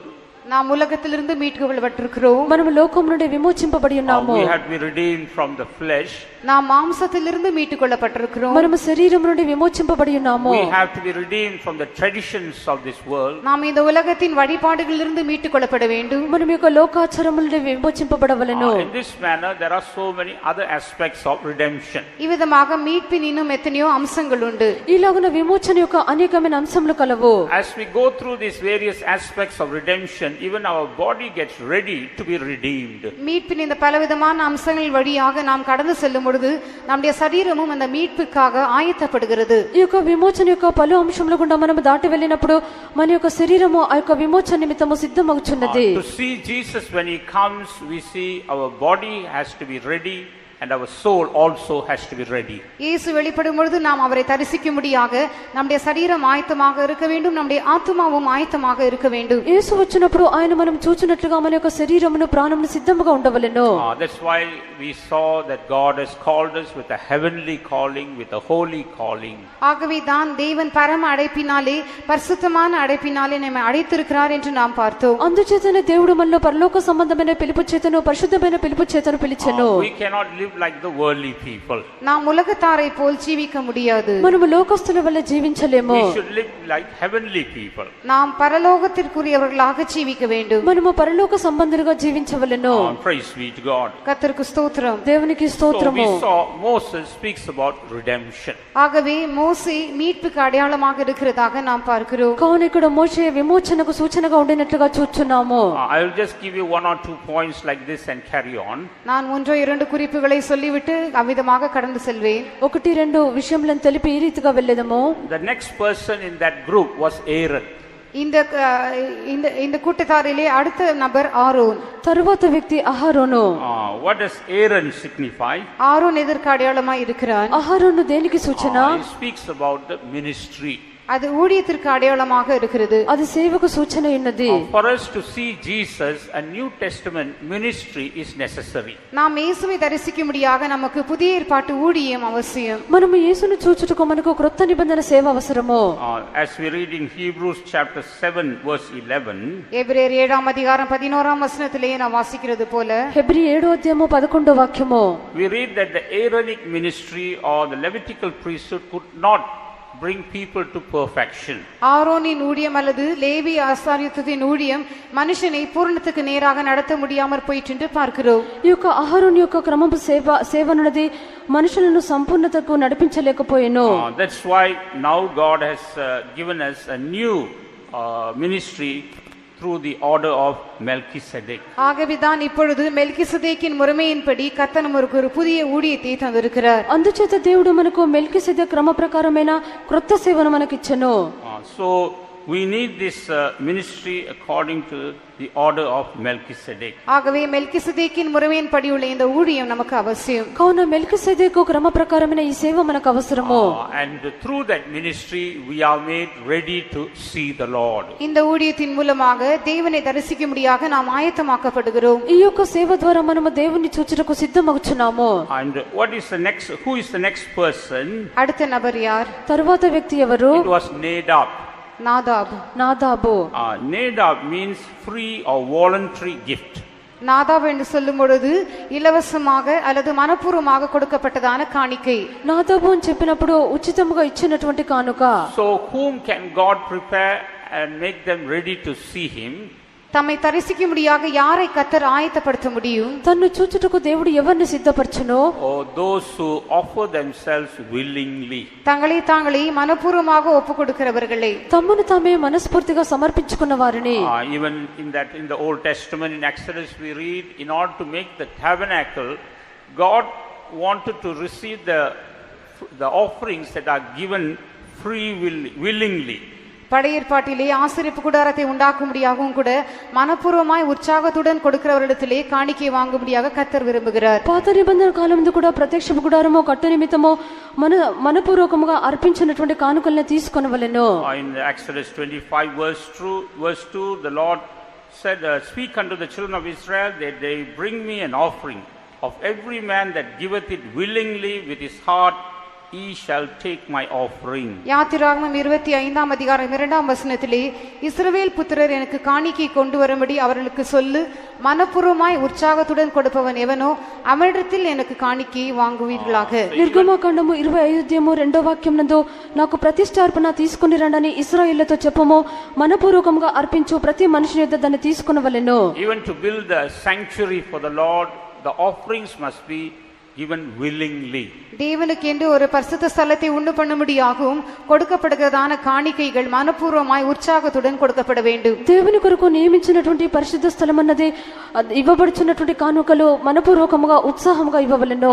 We are also called to become the temple of God. நாமும் கூட தேவனுடைய ஆலயமாகும்படியாக அழைக்கப்பட்டிருக்கிறோம். మనము కూడా దేవుని యొక్క మందిరముగా ఉండుటకు పిలువబడి ఉన్నాము. We must also give ourselves willingly. நாமும் கூட நம்மை மனப்பூர்வமாய் ஒப்பு கொடுக்க வேண்டும். మనము కూడా మనల్ని మనపూర్వకముగా సమర్పించుకొనవలెను. The Lord will tell us to give up this, then we must give up that. ஒரு குறிப்பிட்ட காரியத்தை நாம் விட்டுவிட வேண்டும் என்று கர்த்தர் சொல்லும் பொழுது இதை நாம் விட்டுவிட வேண்டும். ఒక గుర్తింపబడిన కార్యమును ప్రభు విడిచిపెట్టమని చెప్పినప్పుడు విడవవలెను. When the Lord tells us do this, we have to do it. இந்த குறிப்பிட்ட காரியத்தை நீ செய் என்று கர்த்தர் சொல்லும் பொழுது நாம் அதை செய்ய வேண்டும். గుర్తింపబడిన కార్యం చేయమని ప్రభు చెప్పినప్పుడు దాన్ని చేయవలెను. But when we don't do it willingly, God cannot build us up and make us ready to see him.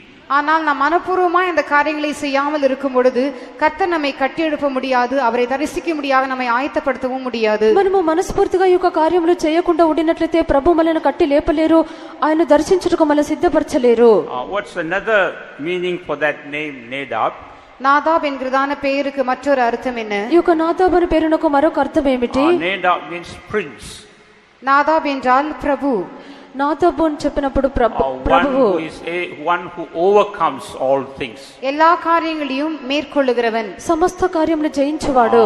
We read how Jacob overcame through prayer by wrestling with God. யாக்கோபு விதமாக தேவனோடு போராடி மேற்கொண்டான் என்று நாம் பார்க்கிறோம். యాకోబు ఎలాగున దేవునితో పోరాడి జయించనని చూచున్నాము. And he was called the Prince of God. அவன் தேவனுடைய பிரபு என்று அழைக்கப்பட்டான். అతడు దేవునికి ప్రభు అని పిలువబడెను. So also by wrestling in prayer we must overcome all things. அதேவண்ணமாக ஜெபத்தில் போராடுவதன் மூலமாக எல்லாவற்றையும் நாம் ஜெயிக்க வேண்டும். అలాగనే మనము ప్రార్థనతో పోరాటం వల్ల అన్నింటిని జయించుదుము. Only the overcomers will see God. ஜெயம் கொண்டவர்கள் மாத்திரமே தேவனை தரிசிப்பார்கள். జయించిన వారు మాత్రమే దేవుని దర్శించుదురు. Instead of striving in prayer, if we are slothful, we cannot meet the Lord. ஜெபத்தில் போராடுவதற்கு பதிலாக நாம் சோம்பல் உள்ளவர்களாக இருப்போம் என்றால் தேவனை நாம் தரிசிக்கலாகாது. ప్రార్థనతో పోరాటకు బదులుగా మనము సోమరులుగా ఉండినట్లయితే దేవుణ్ణి మనము చూడలేము. When the Spirit of God wakes us up and tells us to pray, if we are snoring away, we cannot be ready to meet the Lord. கர்த்தருடைய ஆவியானவர் நம்மை எழுப்பி ஜெபிக்க வேண்டும் என்று சொல்லும் பொழுது நாம் ஜெபிக்காமல் குரட்டை விட்டு தூங்கி கொண்டிருந்தால் கர்த்தருடைய வருகையிலே அவரை தரிசிக்க முடியாக நாம் ஆயத்தமாக இருக்க முடியாது. దేవుని యొక్క ఆత్మ మనల్ని లేపి ప్రార్థించమని చెప్పినప్పుడు మనం ప్రార్థించకుండా నిద్రపోవచ్చు ఉండినట్లయితే ప్రభు యొక్క రాకడకు మనల్ని సిద్ధపరచలేడు. So we must have the experience of Nadab in order to see God. ஆகவே தேவனை தரிசிக்க முடியாக நமக்கு நாதாபின் அனுபவம் அவசியம். కావున దేవుని చూచుటకు మనకు నాదాబు యొక్క అనుభవం అవసరము. And the next person was Abihu. அடுத்த நபர் அபியூ. తరువాత వ్యక్తి అబీహు. Abihu means God is my father. Abiu என்றால் தேவன் என் பிதாவாக இருக்கிறார். అబీహు అని చెప్పినప్పుడు దేవుడు నాకు తండ్రి. This speaks about the sonship. இது குமாரத்துவத்துக்கு அடையாளமாய் இருக்கிறது. ఇది పుత్రత్వమునకు సూచన ఉన్నది. We become sons of God through two ways. நாம் இரண்டு விதங்களிலே தேவபுத்திரராய் மாறுகிறோம். మనము రెండు రీతిలో దేవుని కుమారులుగా మారుచున్నాము. First we become sons by receiving the spirit of his son. முதலாவதாக அவருடைய குமாரனின் ஆவியை பெற்றுக்கொள்வதன் மூலமாக நாம் குமாரராகிறோம். మొదటిగా ఆయనకు కుమారుని యొక్క ఆత్మను పొందుటను బట్టి కుమారులమగుచున్నాము. When you turn to Galatians the 4th chapter, கலாத்தியர் 4ஆம் அதிகாரம், గలతీ 4వ అధ్యాయము, read verses 5 and 6. 5ஆம் 6ஆம் வசனங்கள். 5-6 వాక్యములు. காலம் நிறைவேறின போது ஸ்திரீனிடத்தில் பிறந்தவரும் நியாயப்பிரமாணத்திற்கு கீழானவருமாகிய தம்முடைய குமாரனை தேவன் அனுப்பினார். மேலும் நீங்கள் புத்திரராயிருக்கிறபடியினால் அப்பா பிதாவே என்று கூப்பிடத்தக்கதாக தேவன் தமது குமாரனுடைய ஆவியை உங்கள் இருதயங்களில் அனுப்பினார். To redeem them that were under the law, that we might receive the adoption of sons. And because we are sons, God had sent forth the spirits of his son into our hearts, crying, Abba, Father. So first we have to receive the spirit of his son. முதலாவதாக அவருடைய குமாரனுடைய ஆவியை நாம் பெற்றுக்கொள்ள வேண்டும். మొదటిగా ఆయనకు కుమారుని యొక్క ఆత్మను మనం పొందుకొనవలెను. Of course, in one sense, what is the spirit of his son? ஒரு அர்த்தத்திலே குமாரனுடைய ஆவி என்றால் என்ன? ఒక అర్థం నందు కుమారుని యొక్క ఆత్మ అనగా ఏమిటి? It's the spirit of obedience. அது கீழ்ப்படிதலின் ஆவியாய் இருக்கிறது. అది విధేయత చూపు ఆత్మ ఉన్నది.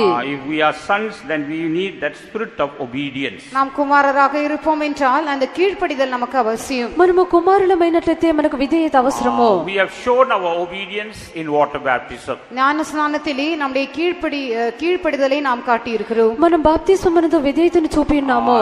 And we must continue in that spirit of obedience. அந்த கீழ்ப்படிதலின் ஆவியிலே நாம் நீடித்து இருக்க வேண்டும். ఈ యొక్క విధేయత ఆత్మయందు మనము కొనసాగించుండవలెను. And next we see through this the spirit of adoption we become sons. அடுத்ததாக இந்த புத்திர சுவிகாரத்தின் ஆவியின் மூலமாக நாம் குமாரராகிறோம். తరువాత యొక్క దత్తపుత్రత్వం మూలముగా మనం కుమారులమగుచున్నాము. Through the baptism of the Holy Spirit we become sons of God. பரிசுத்தாவின் அபிஷேகத்தின் மூலமாக தேவபுத்திரராக மாறுகிறோம். పరిశుద్ధాత్మ అభిషేకం ద్వారా మనము దేవుని కుమారులుగా మారుచున్నాము. You may have received the baptism of the Holy Spirit, but if you have not obeyed the Lord in the waters of baptism, you are not a true son of God. நீங்கள் பரிசுத்தாவின் அபிஷேகத்தை பெற்றிருக்க கூடுமானால் தண்ணீர் ஞான ஸ்நானத்திலே கர்த்தருக்கு நீங்கள் கீழ்ப்படியாமல் இருப்பீர்கள் என்றால் நீங்கள் மெய்யான தேவபுத்திரர் அல்ல. మీరు పరిశుద్ధాత్మ అభిషేకమును పొంది బాప్తిస్మమునందు మీరు దేవునికి విధేయత చూపకుండా ఉండినట్లయితే నిజమైన దేవుని కుమారులు car. We need the experience of the Father, Son and the Holy Ghost in that baptism. அந்த ஞான ஸ்நானத்திலே பிதா குமாரன் பரிசுத்த ஆவியானவர் மூவருடைய அந்த அனுபவம் நமக்கு அவசியம். మనకు బాప్తిస్మమునందు తండ్రి కుమార పరిశుద్ధాత్మ యొక్క మూడు అనుభవములు అవసరము. Praise be to God. கர்த்தருக்கு ஸ்தோத்திரம். దేవునికి స్తోత్రము. So to see Jesus, meet God, we need the true experience of sonship. ஆகவே தேவனை பார்க்கும்படியாக, தேவனை தரிசிக்கும்படியாக அந்த குமாரத்துவத்தின் அந்த ஆவி நமக்கு அவசியம். కావున దేవుని మనము చూచుటకు దర్శించుటకు ఈ యొక్క కుమారత్వము మనకు అవసరము. Praise be to God. கர்த்தருக்கு ஸ்தோத்திரம். దేవునికి స్తోత్రము. And the last group who saw the Lord was the 70 elders. தேவனை தரிசித்ததான இந்த கடைசி கூட்டத்தார் 70 மூப்பர்கள். దేవుని చూచినటువంటి ఒక చివరి గుంపు వారు 70 మంది పెద్దలు. What does this 70 elders show? இந்த 70 மூப்பர்கள் எதற்கு அடையாளமாக இருக்கிறார்கள்? ఈ యొక్క 70 మంది పెద్దలు దేనికి సూచన ఉన్నారు? These 70 elders are a type to the guidance of God. இந்த 70 மூப்பர்கள் தேவனுடைய நடத்திப்புக்கு அடையாளமாக இருக்கிறார்கள். ఈ యొక్క 70 మంది పెద్దలు దేవుని యొక్క నడిపింపునకు సూచనగా ఉన్నారు. In Numbers 11 verse 17 we read how God told Moses that I will come down and take the spirit that's in you and we will put it upon all these 70 people. என்னாகும் 11ஆம் அதிகாரம் 17ஆம் வசனத்திலே நாம் பார்க்கும் பொழுது கர்த்தர் மோசேயை நோக்கி நான் இறங்கி வந்து உண்மையில் இருக்கிறதான இந்த ஆவி இந்த 70 பேர் மேலும் நான் வைப்பேன் என்று சொல்கிறதாக பார்க்கிறோம். సంఖ్యాకాండము 11వ అధ్యాయము 17వ వాక్యమందు నేను దిగి నీ మీద ఉండినటువంటి ఆత్మలో 7 పాళ్ళు 70 పాళ్ళు వారి మీదకి దయచేసెదను. To see Jesus we need a proper guidance. இயேசுவை நாம் தரிசிக்கும்படியாக சரியான ஒரு நடத்திப்பு நமக்கு அவசியம். యేసును మనము చూచుటకు సరైనటువంటి నడిపింపు మనకు అవసరము. God guides us through his word. தேவன் தம்முடைய வசனத்தின் மூலமாக நம்மை நடத்துகிறார். దేవుడు తన వాక్యం ద్వారా మనల్ని నడిపించుచున్నాడు. God guides us through the Holy Spirit. பரிசுத்த ஆவியின் மூலமாக கர்த்தர் நம்மை நடத்துகிறார். పరిశుద్ధాత్మ ద్వారా మనల్ని నడిపించుచున్నాడు. God guides us through the servants of God. தேவனுடைய ஊழியக்காரர் மூலமாக கர்த்தர் நம்மை நடத்துகிறார். దైవ సేవకుల ద్వారా ప్రభు మనల్ని నడిపించును. In various other ways God guides us. இன்னும் பல விதங்களிலே கர்த்தர் நம்மை நடத்துகிறார். ఇంకను పలు రీతిలో ప్రభు మనల్ని నడిపించుచున్నాడు. And we must obey that guidance. அந்த நடத்திப்புக்கு நாம் கீழ்ப்படிய வேண்டும். మనం ఆ యొక్క నడిపింపునకు విధేయత చూపవలెను. Praise be to God. கர்த்தருக்கு ஸ்தோத்திரம். దేవునికి స్తోత్రము. And what was the vision that these 5 groups of people had? இந்த 5 கூட்டத்தாருக்கு இருந்ததான தரிசனம் என்ன? ఈ యొక్క 5 గుంపుల వారికి ఉండినటువంటి దర్శనం ఏమిటి? We see how they saw the feet of the Lord. தேவனுடைய பாதங்களை அவர்கள் கண்டதாக நாம் பார்க்கிறோம். వారు దేవుని యొక్క పాదములు చూచినట్లుగా చూచున్నాము. In Exodus 24 verse 10 we read, they saw the God of Israel and there was under his feet as it were paved work of a sapphire stone. யாத்ராகமம் 24ஆம் அதிகாரம் 10ஆம் வசனத்திலே இஸ்ரவேலின் தேவனை தரிசித்தார்கள். அவருடைய பாதத்தின் கீழே நீலக்கல் இடைத்த வேலைக்கு ஒப்பாகவும் தெளிந்த வானத்தின் பிரபைக்கு ஒப்பாகவும் இருந்தது என்று பார்க்கிறோம். నిర్గమకాండము 24వ అధ్యాయము 10వ వాక్యమునందు ఇశ్రాయేలుల దేవుని చూచిరి ఆయన పాదముల క్రింద నిగనిగలాడు నీలమయమైన వస్తువు వంటిది ఆకాశ మండలపు తేజం వంటిది ఉండెను. They were able to see the feet of the Lord. அல்லது அவர்கள் தேவனுடைய பாதங்களை தரிசித்தார்கள். లేక వారు దేవుని యొక్క పాదములను చూచిరి. What does the feet show? அந்த பாதங்கள் எதை காட்டுகிறது? ఈ యొక్క పాదములు దేన్ని సూచించున్నవి? Resting place of God. தேவனுடைய இளைப்பாறும் ஸ்தலம். దేవుని యొక్క విశ్రాంతి స్థలము. What does this show? இது எதை காட்டுகிறது? ఇది దేన్ని To సూచించున్నది? see God we must have the rest of God in our lives. தேவனை நாம் தரிசிக்கும்படியாக நம்முடைய జీవితంలో దేవునుடைய இளைப்பாறுதல் அவசியம். దేవుని మనం దర్శించుటకు మన యొక్క జీవితమునందు దేవుని యొక్క విశ్రాంతి అవసరము. Even this morning how many of us can say my heart is resting? என்னுடைய இருதயம் இளைப்பாறுதலா இருக்கிறது என்று எத்தனை பேர் இந்த காலை வேளையிலே சொல்ல முடியும்? ఎంతమంది యొక్క ఉదయకాలం నా యొక్క హృదయము విశ్రాంతితో ఉన్నదని చెప్పగలరు? You know, in Papua New Guinea, that's in their pidgin language, they don't have this word rest. பாப்பா நியூ கினி அந்த தீவுகளிலே அவர்களுக்கு இருக்கிறதான் அவர்களுடைய பாஷையிலே இளைப்பாறுதல் என்கிறதான் அந்த வார்த்தை இல்லை. ఆ యొక్క పాపా న్యూ గిని దేశమునందు వారి యొక్క భాష యొక్క విశ్రాంతి అనే మాట లేదు. So to say that my heart is resting, they say my heart is sitting down. ஆகவே என்னுடைய இருதயம் இளைப்பாறுதலா இருக்கிறது என்று சொல்வதற்கு பதிலாக என்னுடைய இருதயம் இப்பொழுது கீழே அமர்ந்திருக்கிறது என்று சொல்லுகிறார்கள். కావున నా యొక్క హృదయం ఇప్పుడు విశ్రాంతిగా ఉన్నదని చెప్పటకు బదులుగా నా యొక్క హృదయం ఇప్పుడు క్రిందికి విశ్రమించున్నదని చెప్పుచున్నారు. To say I have no rest, they say my heart is running. எனக்கு இளைப்பாறுதல் இல்லை என்று சொல்வதற்கு பதிலாக என்னுடைய இருதயம் ஓடுகிறது என்று சொல்வார்கள். నాకు విశ్రాంతి లేదని చెప్పటకు బదులుగా నా యొక్క హృదయం పరిగెత్తుచున్నదని చెప్పెదరు. So this morning is your heart sitting down or running? ஆகவே இந்த காலை வேளையிலே உங்களுடைய இருதயம் அது கீழே அமர்ந்திருக்கிறதா அல்லது ஓடிக்கொண்டிருக்கிறதா? ఈ యొక్క ఉదయకాలమే యొక్క హృదయము క్రిందికి దిగి వసించుచున్నదా లేక పరిగెత్తుచున్నదా? So God has made our hearts as his resting place. ஆகவே தேவன் நம்முடைய இருதயங்களை தமது இளைப்பாறும் ஸ்தலமாக மாற்றி இருக்கிறார். కావున దేవుడు మన యొక్క హృదయంలో తన యొక్క విశ్రమ స్థలములుగా మార్చెను. We also read that at the feet of the Lord there was a work of a sapphire stone. நீலக்கல் இழைத்த வேலைக்கு ஒப்பாக ஒன்று தேவனுடைய பாதத்தின் கீழ் இருந்ததாக நாம் பார்க்கிறோம். దేవుని యొక్క పాదముల క్రింద నిగనిగలాడు నీలమయమైన వస్తువు ఒకటి ఉండెను. What does this show? இது எதை காட்டுகிறது? ఇది దేన్ని సూచించున్నది? This shows how by filling our hearts with the love of God, God has made us as the throne of love. தேவன் தம்முடைய அன்பினாலே நம்முடைய இருதயத்தை நிரப்புவதன் மூலமாக நம்மை தம்முடைய அன்பின் சிங்காசனமாக எவ்விதமாக மாற்றி இருக்கிறார் என்பதை அது காட்டுகிறது. దేవుడు తన యొక్క ప్రేమ చేత మన యొక్క హృదయమును నింపుటను బట్టి ప్రేమ సింహాసనముగా ఎలాగున మార్చనని సూచించున్నది.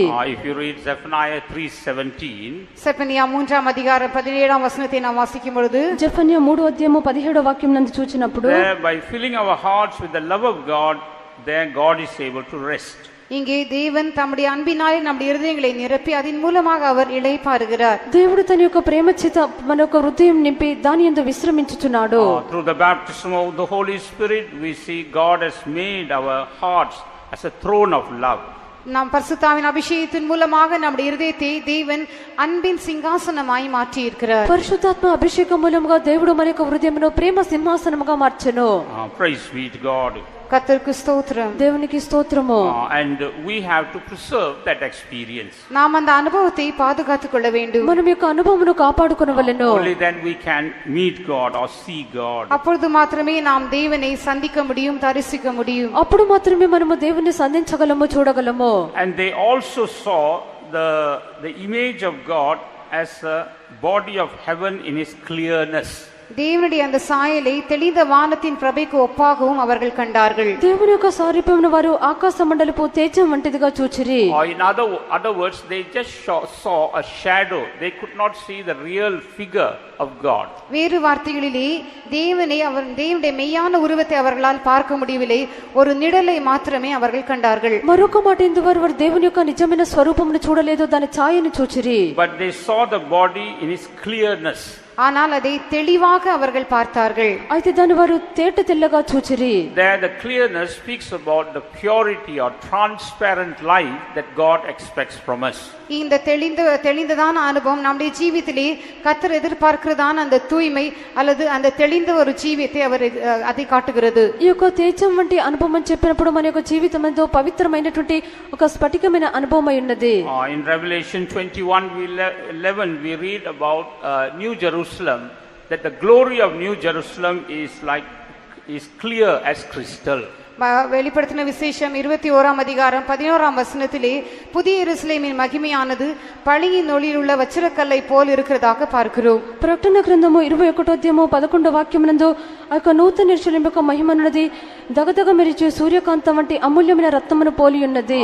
That speaks about a transparent life that God expects in us. இது நமக்குள்ளே கர்த்தர் எதிர்பார்க்கிறதான பளிங்கு போன்றதான ஜீவியத்தை காட்டுகிறது. ఇది మన యందు దేవుడు ఎదురు చూస్తున్నటువంటి స్ఫటికం వంటి జీవితమును సూచించున్నది. In these days God reveals our faults so that he may remove all the spots and make it transparent. நமக்குள்ளே காணப்படுகிறதான எல்லா குறைகளையும் நீக்கிவிடும்படியாக கர்த்தர் இந்த நாட்டிலே நம்முடைய குறைகளை காட்டுகிறார். அதை நீக்கும் பொழுது நாம்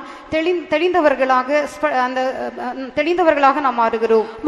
మన జీవితంలో ఉండినటువంటి కొరతలన్నీ తొలగించుకొని నిమిత్తం యొక్క దినములేందో ప్రభు మన యొక్క కొరతలన్నీ తెలియపరుచున్నాడు. వాటిని తొలగించుకున్నప్పుడు మనం యొక్క స్ఫటికం వంటి వారముగా కనిపించుదుము. When we come back to Exodus chapter 24, யாத்ராகமம் 24ஆம் அதிகாரத்துக்கு நாம் வரும்பொழுது నిర్గమకాండము 24వ అధ్యాయముకు వచ్చినప్పుడు in verse 11 we read, upon the nobles of the children of Israel he laid not his hand. 11ஆம் வசனத்திலே இஸ்ரவேல் புத்திரருடைய அதிபதிகள் மேல் தம்முடைய கையை நீட்டவில்லை என்று பார்க்கிறோம். 11వ వాక్యమునందు ఆయన ఇశ్రాయేలులోని ప్రధానులకు ఏ హాని చేయలేదు. What does this show?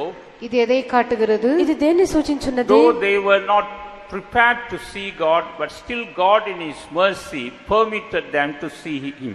அவர்கள் தேவனை தரிசிக்கும்படியாக ஆயத்தமாக இல்லாமல் இருந்தாலும் தேவன் தம்முடைய இரக்கத்தின் நிமித்தமாக அவரை தரிசிக்கும்படியாக அவர்களை అనుమతించதாக நாம் విளంగి కొలుగురోం. దేవుడు వారు తనను చూచున్నట్లుగా వారు సిద్ధంగా లేకుండాప్పటికీ తన యొక్క కనికరను బట్టి వారు ఆయన చూచున్నట్లుగా అనుమతించెను. And they also saw God and did eat and drink. அவர்களும் தேவனை தரிசித்து பின்பு புசித்து குடித்தார்கள். వారు దేవుణ్ణి చూచి అన్నపానములు పుచ్చుకొనిరి. Not only having that vision of God, தேவன் பற்றி தான் அந்த தரிசனத்தை அவர்கள் பெற்றது மாத்திரமல்ல, దేవుని గురించినటువంటి దర్శనం వారు పొందడం మాత్రమే కాదు, they have to eat and drink in God's presence. தேவ சமூகத்திலே புசித்து குடிக்கவும் வேண்டும். దేవుని సన్నిధానంలో అన్నపానములు పుచ్చుకొనవలెను. All these experiences we get through the baptism of the Holy Spirit. இந்த எல்லா அனுபவங்களையும் பரிசுத்தாவின் அபிஷேகத்தின் மூலமாக நாம் பெற்றுக்கொள்கிறோம். ఈ యొక్క అనుభవములను పరిశుద్ధాత్మ అభిషేకం ద్వారా పొందుకొనుచున్నాము. That's why writing to the Laodicean church, the Lord says, "Behold, I stand at the door and knock." ஆகவே தான் லவோதிக்கேயா சபையாரை பார்த்து கர்த்தர் விதமாக சொல்லுகிறார், இதோ వాసற்பడిயிலே నిன்று తట్టుகிறேன். అందుచేతనే లవోదికయ సంఘమును గురించి చూచి ప్రభు ఇలాగ అనుచున్నాడు, ఇదిగో నేను తలుపు యొద్ద నుండి తట్టుచున్నాను. If any man hear my voice and open the door, I will come into him and sup with him and he with me. ஒருவன் என் சத்தத்தை கேட்டு கதவை திறந்தால் அவனிடத்தில் நான் பிரவேசித்து அவனோடே போஜனம் பண்ணுவேன், அவனும் என்னோடே போஜனம் பண்ணுவான். ఎవడైనా నా స్వరము విని తలుపు తీసినడలా నేను అతని యొద్దకు వచ్చి అతనితో నేనును నాతో కూడా అతడు భోజనం చేయుదుము. This speaks about a daily experience with God. இது தேவனோடு நமக்கு இருக்க வேண்டிய அனுதின அனுபவத்தை காட்டுகிறது. ఇది దేవునితో మనకు ఉండవలసినటువంటి ప్రతిదిన అనుభవమై ఉన్నది. If we are to meet Jesus when he comes, we need a daily fellowship with Jesus. இயேசு வெளிப்படும் பொழுது நாம் அவரை தரிசிக்க வேண்டும் என்றால் அனுதினமும் அவரோடு கூட இருக்கிறதான அனுபவம் நமக்கு தேவை. యేసు వచ్చినప్పుడు ఆయన మనం చూడవల్లంటే ప్రతిదినము ఆయనతో కూడా ఉండినటువంటి అనుభవం మనకు ఉండవలెను. Not only on Wednesdays or Saturdays or Sundays. புதன்கிழமை, சனிக்கிழமை, ஞாயிற்றுக்கிழமை என்று மாத்திரமல்ல, బుధవారము, శనివారము, ఆదివారం మాత్రమే కాదు, Daily we must have fellowship with Jesus. அனுதினமும் இயேசுவுடனே கூட நமக்கு ஐக்கியம் காணப்பட வேண்டும். ప్రతిదినము యేసుతో కూడా మనకు సహవాసం ఉండవలెను. Then he will be giving us the daily food. அவர் அப்படி இருக்கும் என்றால் அனுதினமும் நமக்கு தேவையான ஆகாரத்தை அவர் தருவார். మనం అలాగనప్పుడు ఉండినప్పుడు అనుదిన ఆహారం మనకిచ్చును. Daily he will be satisfying our desires. அனுதினமும் நம்முடைய எல்லா ஆசைகளையும் அவர் நிறைவேற்றுவார். ప్రతిదినము మన యొక్క కోరికలను నెరవేర్చును. Praise be to God. கர்த்தருக்கு ஸ்தோத்திரம். దేవునికి స్తోత్రము. Though they all had this experience, அவர்கள் எல்லோருக்கும் இந்த அனுபவம் உண்டானாலும் கூட వారందరికీ ఒక అనుభవం ఉండినప్పటికీ it was only for a short time.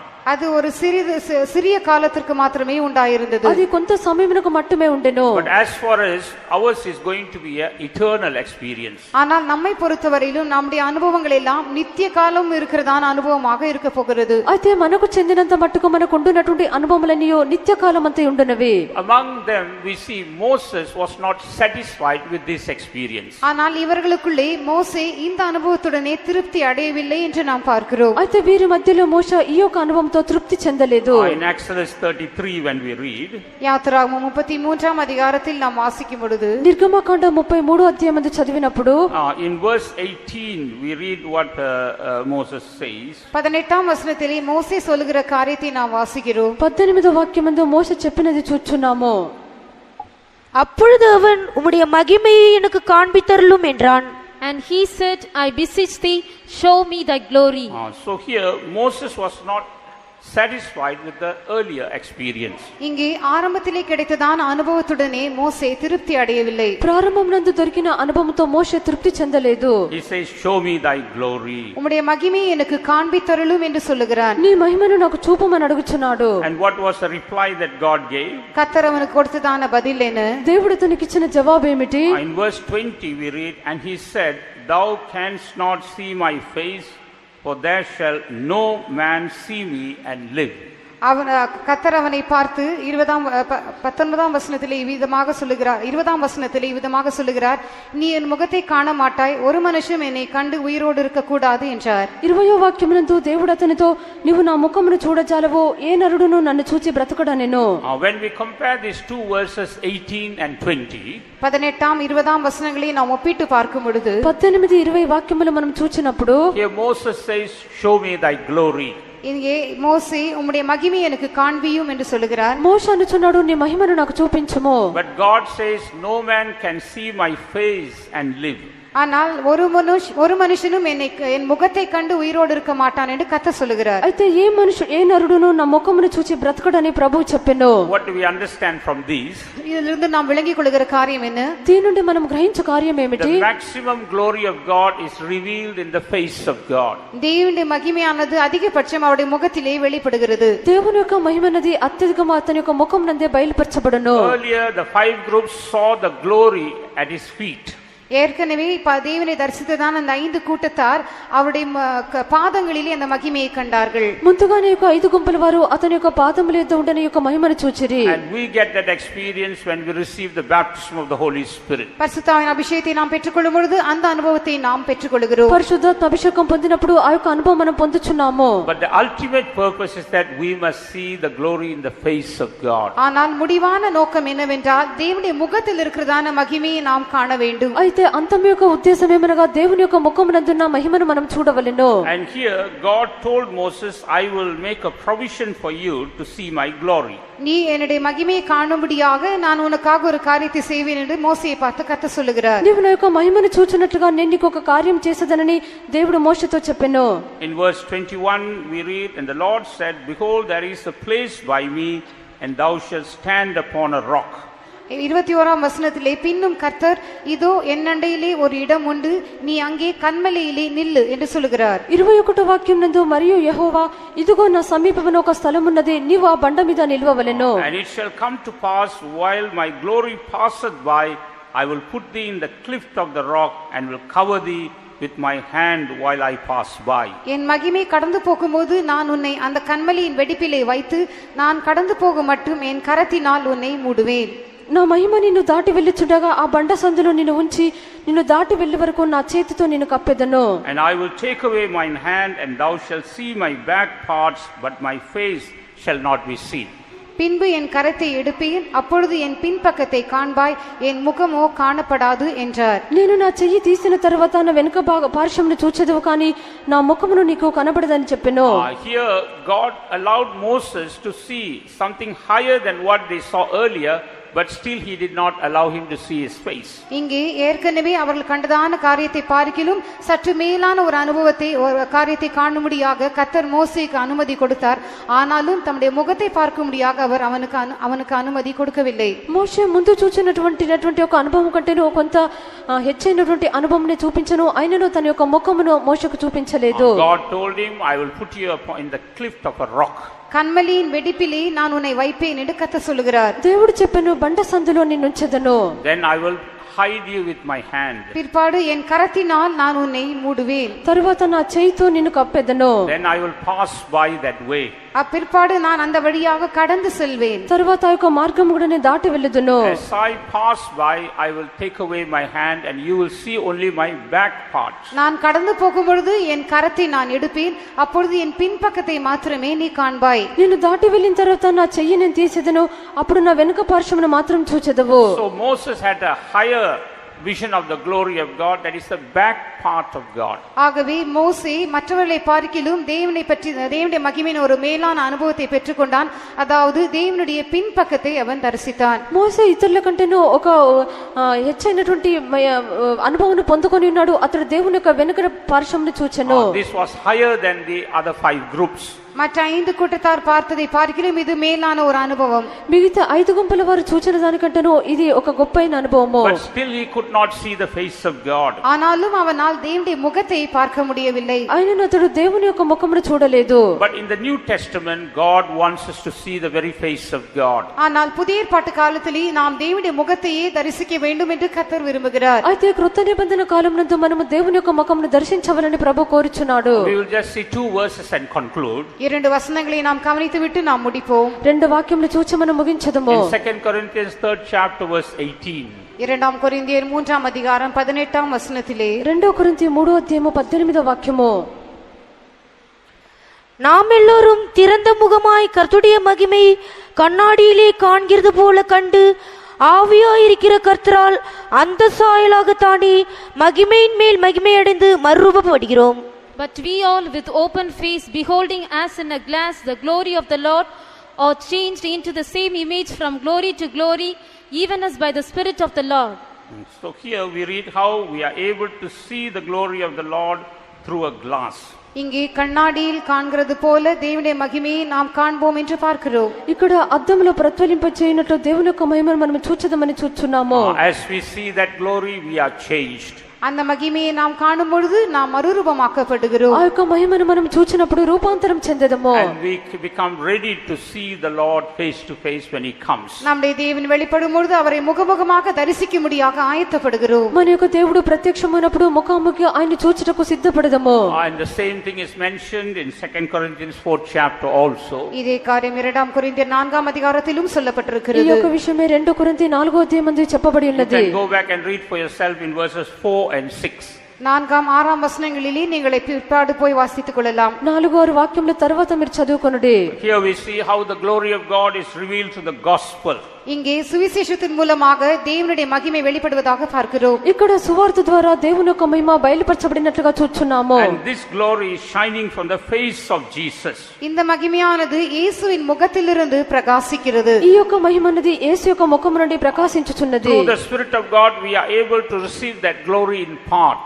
கர்த்தருடைய ஆவியானவரின் மூலமாக அந்த மகிமை ஓரளவுக்கு நம்மால் பார்க்க முடிகிறது. దేవుని యొక్క ఆత్మ ద్వారా ఒక పరిమితికి ఆ యొక్క మహిమను మనం చూడగలుగుచున్నాము. The more we see that glory, the more we are being changed and made ready to see the face of Jesus. எவ்வளவுக்கு அதிகமாக அந்த மகிமையை நாம் தரிசிக்கிறோமோ அவ்வளவுக்கு அதிகமாக நாம் மறுரூபம் அடைந்து இயேசுவின் முகத்தை காணும்படியாக நாம் ஆயத்தப்படுகிறோம். ఎంత అధికంగా ఆ యొక్క మహిమను మనం చూచుదమో అంత అధికంగా యేసు యొక్క ముఖమును దర్శించుటకు మనము సిద్ధపడదము. That's why in the key verse we read, and those who have this hope will purify themselves even as he is pure. ஆகவேதான் ஆரம்பத்திலே நாம் வாசித்ததான வசனத்திலே அவர் மேல் இப்படிப்பட்டதான நம்பிக்கை வைத்திருக்கிறவன் எவனும் அவர் சுத்தமுள்ளவராய் இருக்கிறது போல தன்னையும் சுத்திகரித்துக் கொள்கிறான் என்று பார்க்கிறோம். కావున మనం ప్రారంభమునందు చదివిన వాక్య ప్రకారము ఆయన ఇది నిరీక్షణ పెట్టుకొనిన ప్రతివాడును ఆయన పవిత్రుడై ఉన్నట్టుగా తన్ను పవిత్రుడిగా చేసుకొనును. Yes, very soon the Lord Jesus is going to come. ஆம், வெகு சீக்கிரத்திலே கர்த்தராகிய இயேசு கிறிஸ்து வெளிப்பட போகிறார். అవును, మన యొక్క ప్రభువైన యేసుక్రీస్తు త్వరలో We are ప్రత్యక్షమగును. all going to see him face to face. நாம் எல்லோரும் அவரை முகமுகமாக தரிசிக்க போகிறோம். మనమందరము ముఖాముఖి ఆయన చూడబోచున్నాము. For that only the Lord is doing that work in our lives. அதற்காகவே தேவன் தம்முடைய கிரியை நமக்குள்ளே செய்து வருகிறார். అందుకొరకు దేవుడు తన యొక్క క్రియను మన యందు చేయుచున్నాడు. Every day let us look into the face of Jesus. அனுதினமும் இயேசுவின் முகத்தை நாம் நோக்கி பார்ப்போம். ప్రతిదినము యేసు యొక్క ముఖమును తేరి చూచుదము. Through the Spirit of God let us look into the face of Jesus. கர்த்தருடைய ஆவியானவர் மூலமாக இயேசுவின் முகத்தை நாம் நோக்கி பார்ப்போம். దేవుని యొక్క ఆత్మ మూలముగా దేవుని యొక్క ముఖమును తేరి చూచుదము. As we look at the face of Jesus, the glory of God will shine upon us. இயேசுவின் முகத்தை நாம் நோக்கி பார்க்கும்போது தேவனுடைய மகிமை நம்மேல் பிரகாசிக்கும். యేసు యొక్క ముఖమును మనము తేరి చూచినప్పుడు దేవుని యొక్క మహిమ మన మీద ప్రకాశించును. Shall we all close our eyes? நாம் நம்முடைய கண்களை மூடுவோம். మనము కన్నులు Look మూసుకొనుదము. at the face of Jesus. இயேசுவின் முகத்தை நோக்கி பாருங்கள். యేసు యొక్క ముఖమును తేరి The చూడుడి. glory of God is proceeding from the face of Jesus. இயேசுவின் முகத்திலிருந்து தேவனுடைய மகிமை புறப்படுகிறது. యేసు యొక్క ముఖము నుండి దేవుని యొక్క మహిమ బయలుదేరుచున్నది. Shining in our hearts. அது நம்முடைய இதயங்களிலே பிரகாசிக்கிறது. అది మన యొక్క హృదయమునందు It is shining in our ప్రకాశించున్నది. minds. நம்முடைய மனதிலே பிரகாசிக்கிறது. మనసునందు ప్రకాశించున్నది. It is doing a work of cleansing in our lives. நம்முடைய ஜீவிதத்திலே சுத்திகரிப்பின் கிரியை அது செய்கிறது. మన యొక్క జీవితమునందు శుద్ధీకరించు క్రియను చేయుచున్నది. Doing a work of transformation in our lives. நம்முடைய ஜீவிதத்திலே மறுரூபமாகுதலின் கிரியை அது మన செய்கிறது. యొక్క జీవితమునందు రూపాంతర క్రియను జరిగించును. That receive that glory right now. இப்பொழுதே அந்த மகிமையை பெற்றுக்கொள்ளுங்கள். ఇప్పుడే ఆ యొక్క మహిమను పొందుకొనుడి. The Lord is moving in our midst. கர்த்தர் நம்ம மத்தியில் அசைவாடிக் கொண்டிருக்கிறார். దేవుడు మన మధ్యలో సంచరించున్నాడు. Hallelujah. He is doing a work of cleansing in our lives. நம்முடைய ஜீவிதத்திலே சுத்திகரிப்பின் கிரியை அவர் செய்கிறார். మన యొక్క జీవితములో శుద్ధీకరణ క్రియను చేయుచున్నాడు. Let us all go on from glory to glory. நாம் மகிமையிலிருந்து மகிமைக்கு கடந்து செல்வோமாக. మన మహిమ నుండి మహిమకు దాటి వెళ్ళదము. Very soon the Lord is going to come in the mid-air. வெகு சீக்கிரத்திலே நம்முடைய தேவன் நடுவானிலே வெளிப்படுவார். అతి త్వరలో మన యొక్క దేవుడు మధ్య ఆకాశంలో ప్రత్యక్షమగును. The trumpet shall sound. அந்த எக்காளம் தொனிக்கும். ఆ యొక్క బూర ధ్వనించును. The dead in Christ shall rise first. கிறிஸ்துவுக்குள் மரித்தவர்கள் முதலாவது எழும்புவார்கள். క్రీస్తునందు మరణించిన వారు ముందుగా లేచెదరు. We who are alive and remain, we shall also be caught up in the mid-air to be with the Lord. பின்பு உயிரோடு இருக்கிற நாமும் நடுவானிலே அவரை சந்திக்கும்படியாக நாம் எடுத்துக்கொள்ளப்படுவோம். తరువాత జీవముతో ఉండినటువంటి మనము మధ్య ఆకాశమందు ఆయన ఎదుర్కొంటే కెత్తపడదుము. Let this hope grow in our lives. இந்த நம்பிக்கை நம்முடைய ஜீவியத்திலே பெருகட்டும். ఈ యొక్క నిరీక్షణ మన జీవితం ఎదుగనియుడి. Hallelujah. Hallelujah. சீயோனை சிறப்புடன் சேர்த்திட இயேசு சீக்கிரம் வரும் நாள் நெருங்கி வந்திடுதே. சீயோனை சிறப்புடன் சேர்த்திட இயேசு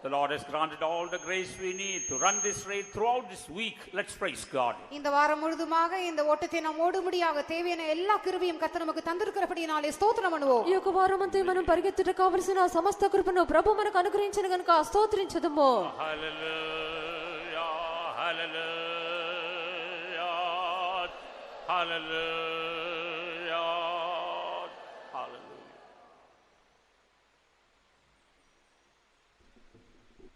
அன்புள்ள ஆண்டவரே, எங்களை தாழ்த்துகிறோம். தருமையான ஆராதனை நிறங்களுக்கு தந்தபடியினால் உமக்கு ஸ்தோத்திரம் செலுத்துகிறோம். ஆண்டோடைய சமூகத்தில் வந்தது முதற்கொண்டு இம்மட்டுமாக எங்களுடைய ஆவி ஆத்மா சரீரத்தை உயிர்ப்பித்து புதுப்பித்து ஆண்டோ பலப்படுத்தினபடியினால் உமக்கு ஸ்தோத்திரம் செலுத்துகிறோம். இப்பொழுது உம்முடைய பிள்ளைகளாய் இருக்கிறோம் என்று அறிந்திருக்கிறோம். ரட்சிக்கப்பட்டு ஞானசானம் எடுத்து பரிசுத்தாய் பெற்று ஆண்டவர் பிரியமா ஜீவிக்கிறதால் உம்முடைய பிள்ளைகளாய் இருக்கிறோம் என்று அறிந்திருக்கிறோம். இனி எப்படி இருப்போம் என்று இன்னும் எங்களுக்கு வெளிப்படவில்லை.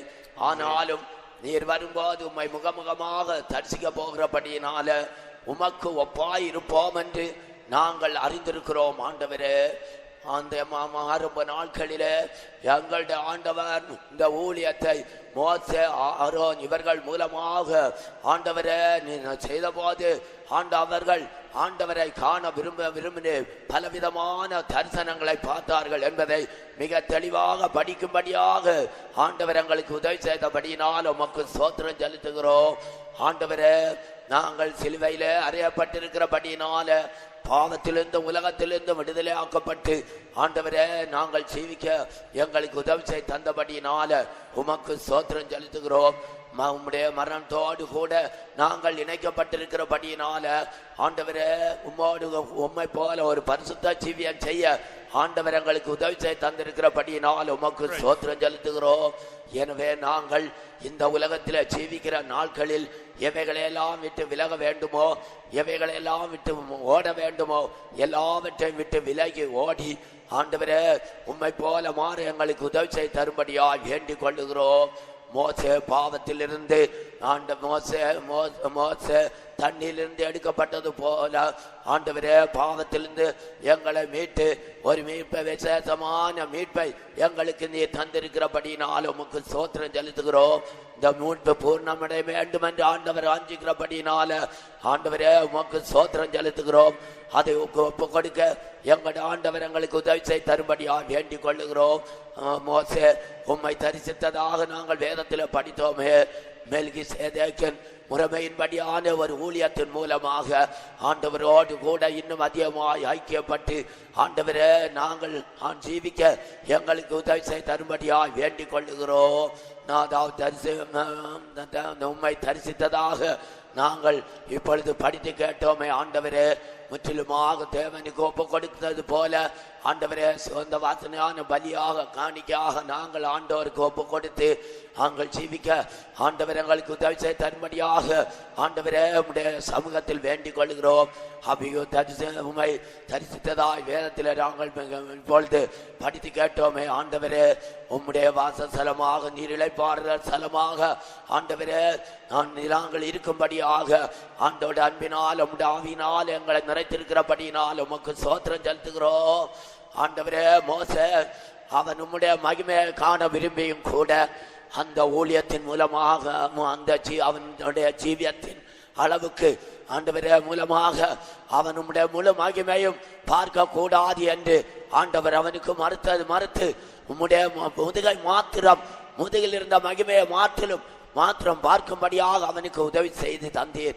எங்களுடைய நல்ல ஆண்டவரே உம்முடைய உண்மை ஆண்டவரே முகமுகமாய் தரிசிக்கும்படியாக எங்களுடைய ஆண்டவர் எங்களுக்கு இரக்கம் செய்திருக்கிறபடினால உமக்கு ஸ்தோத்திரம் செலுத்துகிறோம்.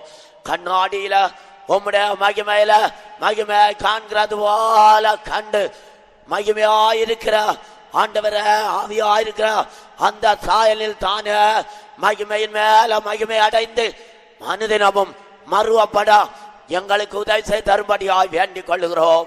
சுவிசேஷத்தில் உண்டாயிருக்கிறதான அந்த மகிமையானது இயேசுவின் முகத்தில பிரகாசித்தது போல அனுதினமும் உம்முடைய வசனங்கள் மூலமாக உம்மை அறிவிட வளரவும் தேரவும் உம்முடைய நிறைவான வளர்ச்சிக்கு ஒப்பு கொடுக்கவும் உதவி செய்து ஆண்டவரே உம்முடைய மகிமைக்கேற்ற மகிமை அடைந்து நீர் வரும்போது ஆண்டவரே நாங்கள் மருவம் அடைந்து மறுபடியும் உம்முடைய மகிமையை நாங்கள் தரிசிக்க எங்களுக்கு உதவி செய்து தாரும். உம்முடைய நாமத்தை மகிமைப்படுத்தும். அதற்கென்று ஒவ்வொரு நாள் நாங்கள் பிரயாசப்பட ஒவ்வொருவருக்கும் எங்களுக்கு உதவி செய்து தரும்படியாய் வேண்டிக் கொள்ளுகிறோம். மீட்பரே சூலமாய் ஜெபங்களும் பிதாவே. ஆமென். Now may the grace of our Lord Jesus Christ, the love of God, and the sweet fellowship of the Holy Spirit rest and abide with us until Jesus